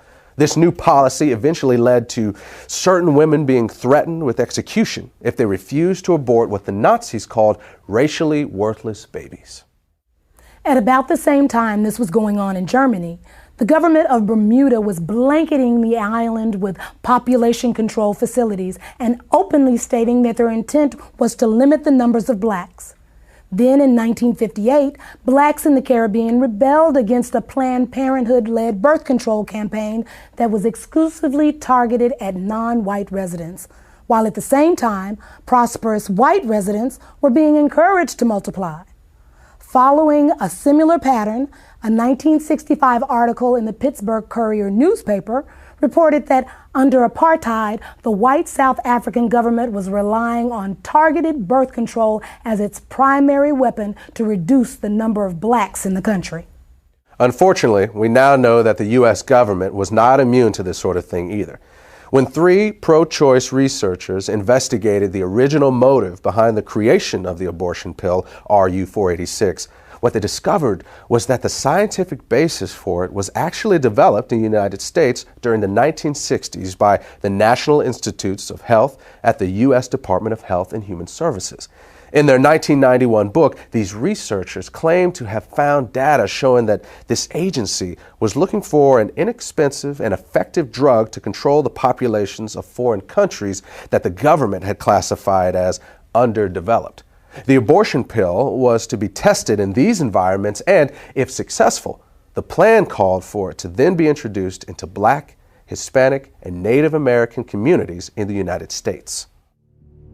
In 1977, only 3 years after NSSM 200 was issued, the director of the United States Office of Population, Dr. Reimert T. Ravenholt, publicly stated that it was the U.S. government's intention to sterilize 1/4 of the world's female population. According to Ravenholt, one of the driving forces behind this campaign was the need to protect American financial and commercial interests. Ravenholt said that some foreign governments were refusing to give the United States permission to come into their country and control their population. He said that, in those cases, the plan was to be carried out by 2 private organizations with an enormous amount of financial support from the American government. When asked by a St. Louis newspaper to name the 2 organizations, he said that they were the United Nations Fund for Population Activities and Planned Parenthood. Among government officials who supported the Ravenholt philosophy of using American intervention to control the populations of foreign countries, perhaps the most powerful were Republican President Gerald Ford, Vice President Nelson Rockefeller, and Secretary of State Henry Kissinger. In the mid-1970s, while serving as foreign policy advisor to the Ford-Rockefeller administration, Kissinger personally helped Planned Parenthood set up an abortion counseling program for Vietnam refugees who were being housed at Camp Pendleton Marine Corps Base in California. This was done despite the fact that the vast majority of these refugees were known to be strongly opposed to abortion, and not one of them had ever requested abortion counseling. At the same time, Kissinger also refused to hold an abortion training program that was being conducted by the Agency for International Development, which operates under the direction of the State Department. Kissinger allowed this project to continue despite numerous complaints that it was in clear violation of U.S. law that specifically prohibited American foreign aid funds from being used for this purpose. The commitment that Ford, Rockefeller, and Kissinger had for this illegal project may have been a reaction to something Reimert Ravenholt had said a few years earlier. In 1973, he was speaking at a Planned Parenthood national conference where he told attendees that abortion may actually be the most demographically powerful way of controlling population. Ravenholt would eventually be honored by Planned Parenthood for what it called innovation and vision in the population field. Years ago, a series of USA Today articles documented that there are large multinational corporations on the New York Stock Exchange today that actually got their start in the slave trade. But when slavery ended and Africans could no longer be financially exploited, many of those same corporations began pouring millions into the eugenics movement. The people they had found so valuable as property, they had little use for as fellow citizens. And again, some of those corporations and foundations and institutions are still around today, and every year they still pour millions into eugenics organizations like Planned Parenthood. In fact, if you look at Planned Parenthood's donor list, it reads like a who's who of corporate America. You also have individual elitists doing the exact same thing. People like Bill and Melinda Gates, Warren Buffett, Ted Turner, and many others have used their own personal fortunes to make sure that the eugenics movement never runs short of money. Of course, if you confront these people or these corporations about their support for organizations like Planned Parenthood, they'll tell you it has nothing to do with eugenics. And if someone is naive enough to believe that, that's fine. But to me, it's like someone saying, yeah, I'll give a few $1 million a year to the Klan, but I'm not really a racist. After the abortion pill RU-486 was approved for sale in the U.S., the controversy surrounding it kept the abortion lobby from being able to find an American company to produce it. That forced them to look for a foreign manufacturer. And after an 8-year search, a company owned by the Chinese government agreed to manufacture the drug for the U.S. market. The company's management made the decision after the Rockefeller Foundation agreed to provide financial backing for the project. There's also another connection between Rockefeller and RU-486. At the end of World War II, the German chemical manufacturer IG Farben was identified as the company that supplied the gas used in the Nazi concentration camps. The gas was called Zyklon B, and evidence later showed that Farben's executives knew how it was being used. In fact, evidence was uncovered to indicate that Farben engineers had actually designed the gas chambers. This led to some of them being tried at Nuremberg for crimes against humanity, including genocide and slavery. Interestingly, IG Farben was a financial partner with John D. Rockefeller and Standard Oil of New Jersey in a company called Standard IG Farben. In addition, within 3 months after Hitler came to power, the publicity director of Rockefeller Foundation and personal advisor to John D. Rockefeller, a man named Ivy Ledbetter Lee, was assigned the responsibility of directing public relations for IG Farben. After the war, IG Farben would change its name to become known as Hercht AG. Today, Hercht is a gigantic multinational corporation with subsidiaries all over the world, including the United States. Ironically, one of Hercht's subsidiaries, Rusal Yuklov, is the French company that developed RU-486. In other words, the same company that produced the gas used in the Nazi death camps also produced the abortion pill that is now being used in American abortion clinics. And in both cases, there was a known connection to the Rockefeller Foundation. On the week he was inaugurated, Bill Clinton received this letter from attorney Ron Weddington. Weddington is the ex-husband of Sarah Weddington, the lawyer who successfully argued for the legalization of abortion in the Roe v. Wade case. 26 million food stamp recipients is more than the economy can stand. You can start immediately to eliminate the barely educated, unhealthy, and poor segment of our country. No, I'm not advocating some sort of mass extinction of these unfortunate people. Crime, drugs, and disease are already doing that. I am not proposing that you send federal agents armed with Depo-Provera dart guns to the ghetto. You should use persuasion rather than coercion. Our survival depends upon our developing a population where everyone contributes. We don't need more cannon fodder. We don't need more parishioners. We don't need more cheap labor. We don't need more poor babies. 2 days after being sworn in as president, Bill Clinton issued an executive order that allowed federally funded agencies to refer low-income women for abortions. He also directed that American dollars could be funneled to organizations that promote abortion in foreign countries. The Aid to Families with Dependent Children program is the worst boondoggle ever created. When a sullen black woman of 17 or 18 can decide to have a baby and get welfare and food stamps and become a burden to us all, it's time to stop. Dr. Edward Allred, abortionist, 1980. Edward Allred is the owner of one of the largest chains of abortion clinics in the United States. Not long before Allred made this statement, the Los Angeles Times had reported that his California facilities were handling referrals made by Planned Parenthood. Even as late as the 1960s, the wealthy elite who made up the eugenics movement never tried to hide the fact that their agenda was driven by financial considerations as much as it was driven by the desire to create racial purity. A good example of this was seen in 1967 when eugenicist and Nobel Prize winner Dr. William Shockley caused a national uproar when he stated that it was a waste of taxpayer money to create better schools and welfare programs for what he called ghetto Negroes. He claimed to have research showing that people of African descent are genetically inferior to whites in intelligence and simply not smart enough to take advantage of programs designed to help them. To save taxpayer money, he proposed that the U.S. government implement forced birth control to lower the reproduction of the inferior classes and then issue certificates to become pregnant that would be sold on the New York Stock Exchange. Shockley was a National Committee member of Planned Parenthood and a featured speaker at least one Planned Parenthood conference.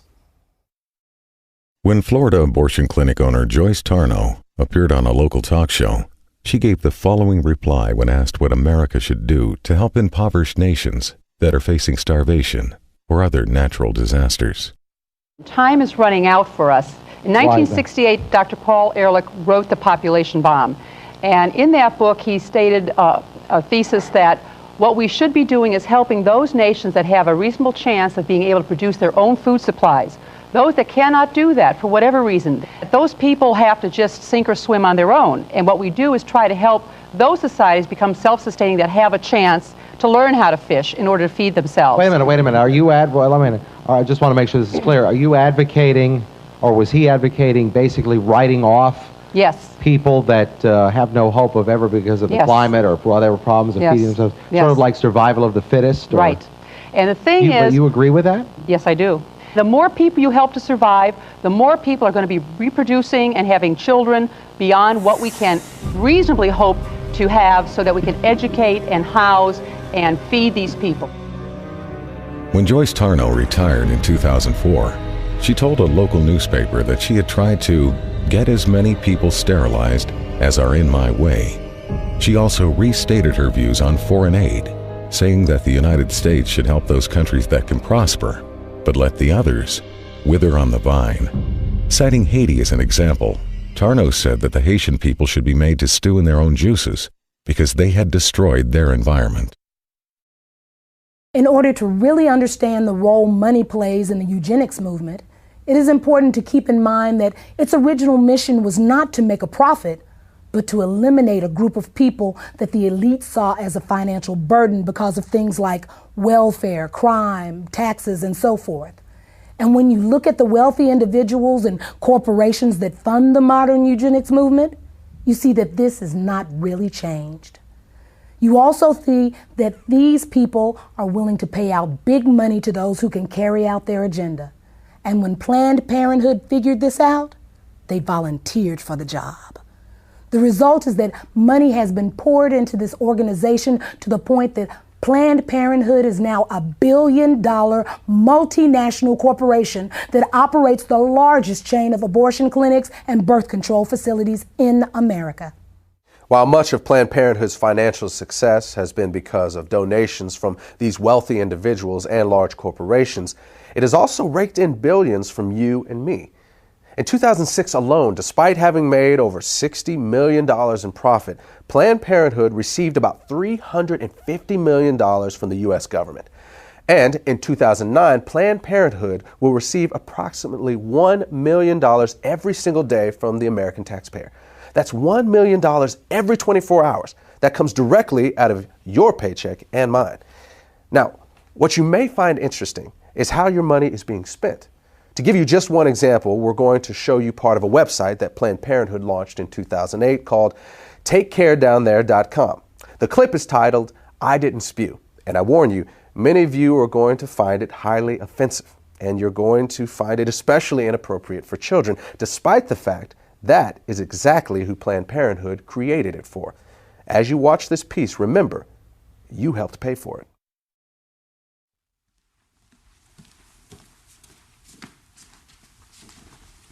Whoa, guy, where's the prophylactic?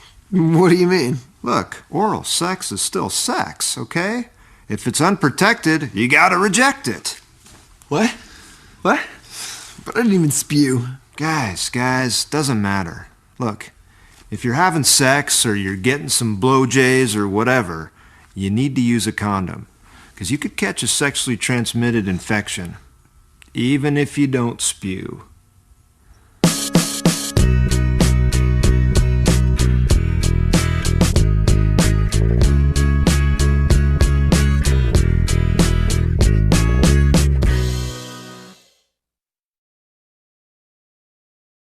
Now, does this clip say anything about how Planned Parenthood sees African Americans? You'll have to judge that for yourself. But there's no doubt that if this same video had been made by a bunch of white supremacists or the Ku Klux Klan or some neo-Nazi group, we would all understand the symbolic message behind it. In 2007, Live Action Films of California conducted an undercover investigation of Planned Parenthood offices in several states. Under the direction of the organization's president, Lila Rose, the goal of the project was to determine whether Planned Parenthood officials would accept financial donations on the condition that the money would only be used to eliminate African Americans. The following clips are from the actual recordings of those conversations. When I underwrite abortion, does that apply to minorities too? If you specifically want it to underwrite an abortion for a minority person, you can target it that way. You can specify that that's how you want it spent. Okay, yeah, because there's definitely way too many black people in Ohio, so I'm just trying to do my part. Okay, whatever. Well, blacks especially need abortions too, so that's what I'm trying to do. Well, for whatever reason, we'll accept the money. So the abortion could be, I could give money specifically for a black baby. That'd be the purpose. Yeah, absolutely. If you wanted to designate that you wanted your gift to be used to help an African American woman in need, then we would certainly make sure that that gift was earmarked specifically for that purpose. Great, because I really face trouble with affirmative action, and I don't want my kids being disadvantaged, against black kids. I just had a baby. I want to put it in his name, Absolutely. So that's definitely possible. Oh, always, always. So would it be possible for me to donate that money specifically for these minority groups so that they could have access to abortions? Yes, it would be. Wonderful. And could I specify that abortion be done, or those abortions be done for a particular minority group, or how does that work? If you wish, you can. Okay. So for example, the black community in Tulsa, because I have connections with that, would it be possible to give the money specifically for that? You sure can. Wonderful. Great. So can I give you my credit card number? Yes. Wonderful. Just one more thing. The abortions will be done specifically for the black community abortions. I will mark it in such a way that definitely it will. Oh, great. On a black baby. Yes. Thank you. Great. The exact amount we charge right now is $450 for an abortion. Okay, $450. And we can definitely designate it for an African American. Wonderful. Yeah. Okay, and if I want to make to fund, because this is a if I wanted to help fund multiple abortions, could you also specify that this could be done for a specific group? Well, I'm really excited, because I really face trouble with affirmative action. I don't want my kids to be disadvantaged, against blacks in college, and the less blacks out there, the better. So. Yeah, it's a strange time for sure. Yeah. So, okay. Well, thank you very much, Jeremy. And if you have any questions, please feel free to give me a call. My extension is 304. When this material was released to the public, Planned Parenthood's defense was to claim that the employees who made these statements were not reflecting the organization's corporate position. But in 1986, Planned Parenthood's national president, Faye Wattleton, made the following statement during an interview on CNN. As a matter of fact, Mr. Dornan, if I may finish, we have received contributions from people who want to support us because they want all welfare mothers and all black women to stop having children. What Ms. Wattleton was conceding in this CNN interview and what live-action films found in their undercover investigation was acknowledged years before by a previous Planned Parenthood president. During a speech in Philadelphia in January 1966, Planned Parenthood President Alan Guttmacher stated that some of his colleagues appeared to have racial motives for their involvement with the organization. Not surprisingly, one of Guttmacher's acquaintances later warned him that in the future, he should not be making comments like that in public. The person who gave that warning obviously understood that Planned Parenthood's racial agendas and attitudes are best kept out of the public. And that has been a philosophy that Planned Parenthood has embraced for many years. This idea that man could reinvent the world through eugenics was an elitist philosophy espoused by those who considered themselves to be not only financially superior, but intellectually superior to everyone else. And Planned Parenthood became the golden child of these people because Planned Parenthood is the one who figured out how to make eugenics work. They figured out that the key to racial genocide is not in killing people, but in convincing the target group to commit mass suicide. This is what birth control, and especially abortion, are all about. And the reason Planned Parenthood has been so successful is because, unlike other eugenics organizations, they have always been able to keep their agenda hidden from the public. In fact, sometimes they are even able to hide it from their own people. I will assure you that there are Planned Parenthood employees and volunteers all over this country who have no idea what they're actually involved in. Then there are other people who will look you right in the face and tell you that racism was not the driving force behind the American eugenics movement. And I think you'd have to be a complete idiot to believe that. The truth is that if blacks had never been stolen out of Africa and brought here in chains, there would never have been a eugenics movement in the first place. There would never have been forced sterilizations. There would never have been a birth control revolution. There would never have been a call for the legalization of abortion, and you would have never heard the terms population control and family planning. The fact is that had slavery never existed, Planned Parenthood would not exist today.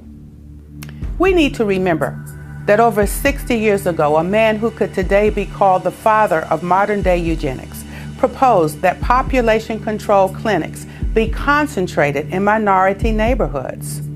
And now today, the vast majority of Planned Parenthood clinics are located in our neighborhoods. Are we really so naive to believe that this is all a coincidence? We all know that drugs, alcohol, and tobacco are devastating, especially in the black community. We know that the big corporations target us with the ads and the marketing campaigns. And yet, we don't notice that Planned Parenthood is doing the very same thing? We need to pay attention to the fact that in the 1960s, when we as African Americans began to demand our civil rights, for the first time in American history, there began a widespread cry in our government for legalized abortion. Was that coincidence too?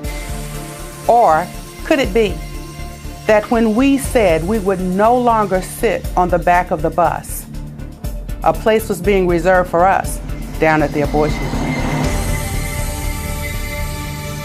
For most people, it may be hard to conceive that the ethnic cleansing going on today through legal abortion began with the fear of freed slaves. But as you have seen, that is exactly what happened. When colonization failed, Charles Darwin and Francis Galton were there to tell the world that people of African descent were just one small step above the ape. And white elitists embraced that philosophy, not because they had studied it and found it to be true, but because it gave them the permission they needed to wipe us out. And that launched a chain of events that quickly took on a life of its own. Every time one eugenics strategy failed, another was invented to take its place. It was a pattern that would be continued from one generation to the next until they finally discovered the strategy that worked. You know, when you study the Nazi Holocaust, you can see these films of Jews running into ditches to be shot in the head. You can even see films of them actually walking into the gas chambers. And it's tempting to ask yourself why they didn't fight back. I mean, if you're going to be killed anyway, what do you have to lose? Perhaps the answer is that they simply could not believe it was really happening. Maybe the normal human mind is just not wired to accept that your fellow man is capable of such senseless brutality on such a scale, even when you see it happening with your own eyes. As African Americans, we need to recognize that we are doing the same thing. We need to understand that terms like pro-choice and reproductive rights and family planning are nothing more than marketing slogans. They're just code words that organizations like Planned Parenthood use to hide the fact that we're voluntarily submitting to the will of those who have been trying to exterminate us since the day slavery ended. At the beginning of this program, we told you that the Maafa didn't end with the freeing of the slaves, and that in fact, it hasn't ended yet. Now you've seen the rest of the story. Now you know that legalized abortion is more than just a crime against humanity. It is also the continuation of a 150-year-old racial agenda that was founded in Black genocide. And I hope that you have also come to see that as long as abortion remains legal, the Maafa cannot end. Thanks for watching. Brothers and sisters, it is time. Yes, it is. Amen. Brothers and sisters, it's time for us to go to the streets on this issue. Yes, it is. Amen. We need to be in the streets on this issue. Amen. If we look the other way, while our smallest brothers and sisters are being lynched in the room, we lose the right to be outraged that we were once lynched by the Klan. When white supremacist Tom Messer tells his followers to invest their money in ghetto abortion clinics, he's not talking about reproductive rights. He's talking about reproductive racism. Yes, he is. When two guys write a book talking about Steve Levette, John Donahue, when two guys, Steve Levette and John Donahue, write a book in which they claim that the high rate of abortion keeps the rate of crime down, be assured they know that a vast majority of American abortion clinics are in black neighborhoods. Oh, yes, they do. Oh, yes, they do. Come on. They know they're in the minority neighborhoods. What we need to understand is when we let Planned Parenthood into our schools, when Planned Parenthood put their death camps, when we let them put their death camps in black communities, in our communities, That's right. and when we sit back and let an elected government official take money out of our paycheck to pay Planned Parenthood, we've been played like fools. Oh, yes, we have. Jesus. The fact is, if we tolerate something as evil as abortion, we cannot be surprised if it turns around and is used against us. We can't be surprised if it's turned around and used against us. We can't be angry if it's turned around and used against us. Notice for sure, as long as abortion is legal, in America, we'll never be able to stop it being used to commit black genocide. That's right. Amen. We'll never be able to use it as a weapon for what I call the Maafa.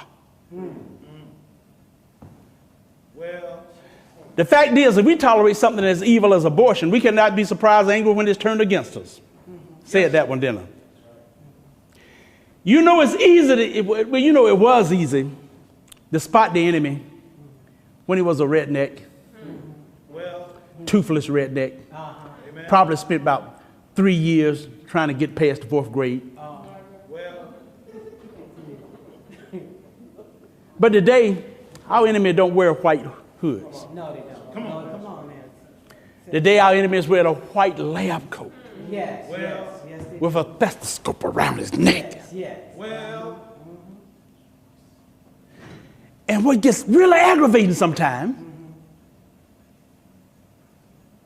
like a pimp, sometimes he's black. Come on, say it.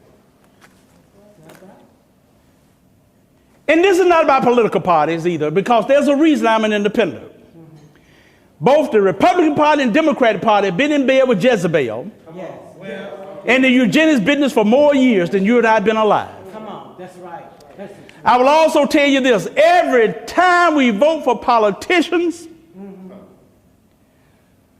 who tell us they are pro-choice, it's like we're spitting on the graves of our ancestors. Our ancestors did not break the chains of slavery. No, they did. They didn't escape the plantations and the cotton field just so we could actually then take power and give it to political people who are there to wipe us out. Jesus. That's right. Amen.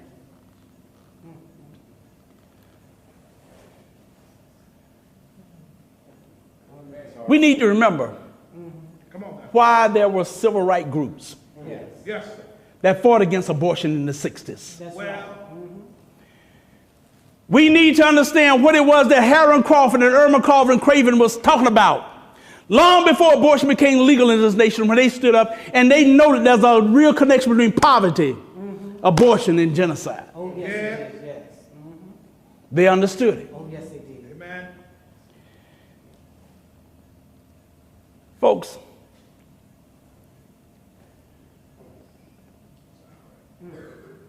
you know, it's time we looked at what's been done to our children. Come on now, Pastor. I had the privilege of meeting Mamie Till in Chicago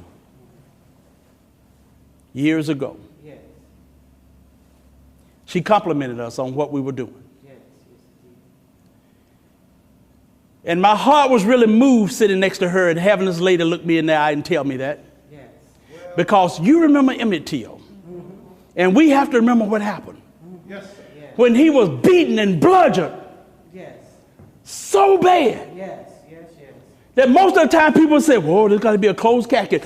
His mother decided, no. She demanded an open casket because she wanted the world to see what they had done to her baby. That's right. Amen. That's right. And it's time we now look and not look away and look what has been done to our children in the womb. Yes. It's womb lynching. Yes, it is. Yes, it is. Come on now. Now, the point is not that killing a black child is worse than killing a white child. It's not.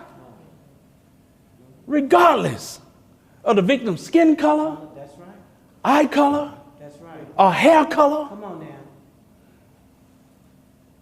legalized abortion is a crime against all humanity. Amen. That's Every right. one of us. But it's also, it's like a loaded gun aimed right between our eyes. Jesus. And every time we walk into a voting booth Oh, yeah. Come on. and we help elected politician who says he pro-choice, by pulling that lever, every time we pull that lever for a pro-choice, we pull the trigger on that loaded gun. Jesus. Come on, man. You say so. And a child dies. Oh, Lord. Amen. Yes. It's all right. Come on now. That's true regardless of what party they're in. That's right. Amen. It's true regardless of what office they're running for. That's right. Amen. You and I know there's a lot of pro-choice politicians. They will concede. They'll say, oh, well, yes, we know that abortion is the taking of a human life. They'll admit that. And then they turn around right around and say, but it should be legal. Yes. And I have to wonder, why. No, in fact, I don't have to remember why. I just want to know how many. Come on, how many? Of these politicians who know that abortion is mass murder tolerate it because they think the right people are being murdered.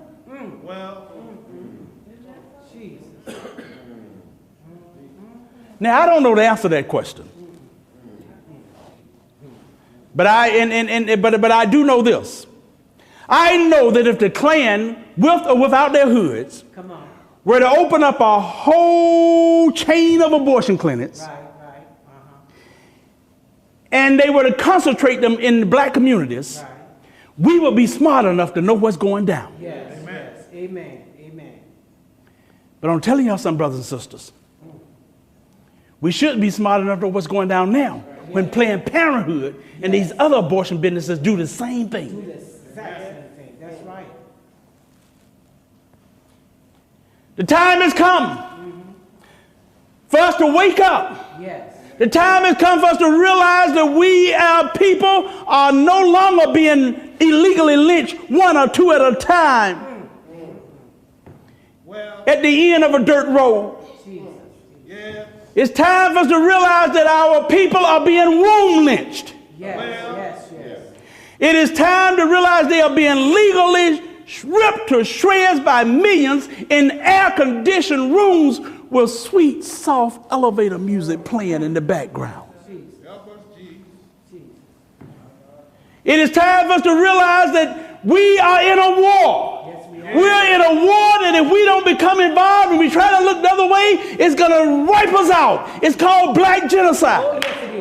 It's time that we realize we have found the weapon of mass destruction, and the weapon of mass destruction is the suction machine in Planned Parenthood. That's right. Amen. That's right. Amen. Knowing what we know now, we can no longer look the other way. To end this Maafa in the 21st century, we as a people will have to do something. To do nothing is not an option.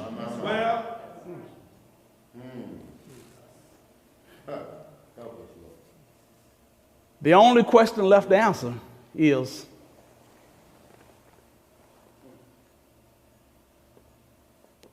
what are we going to do about it?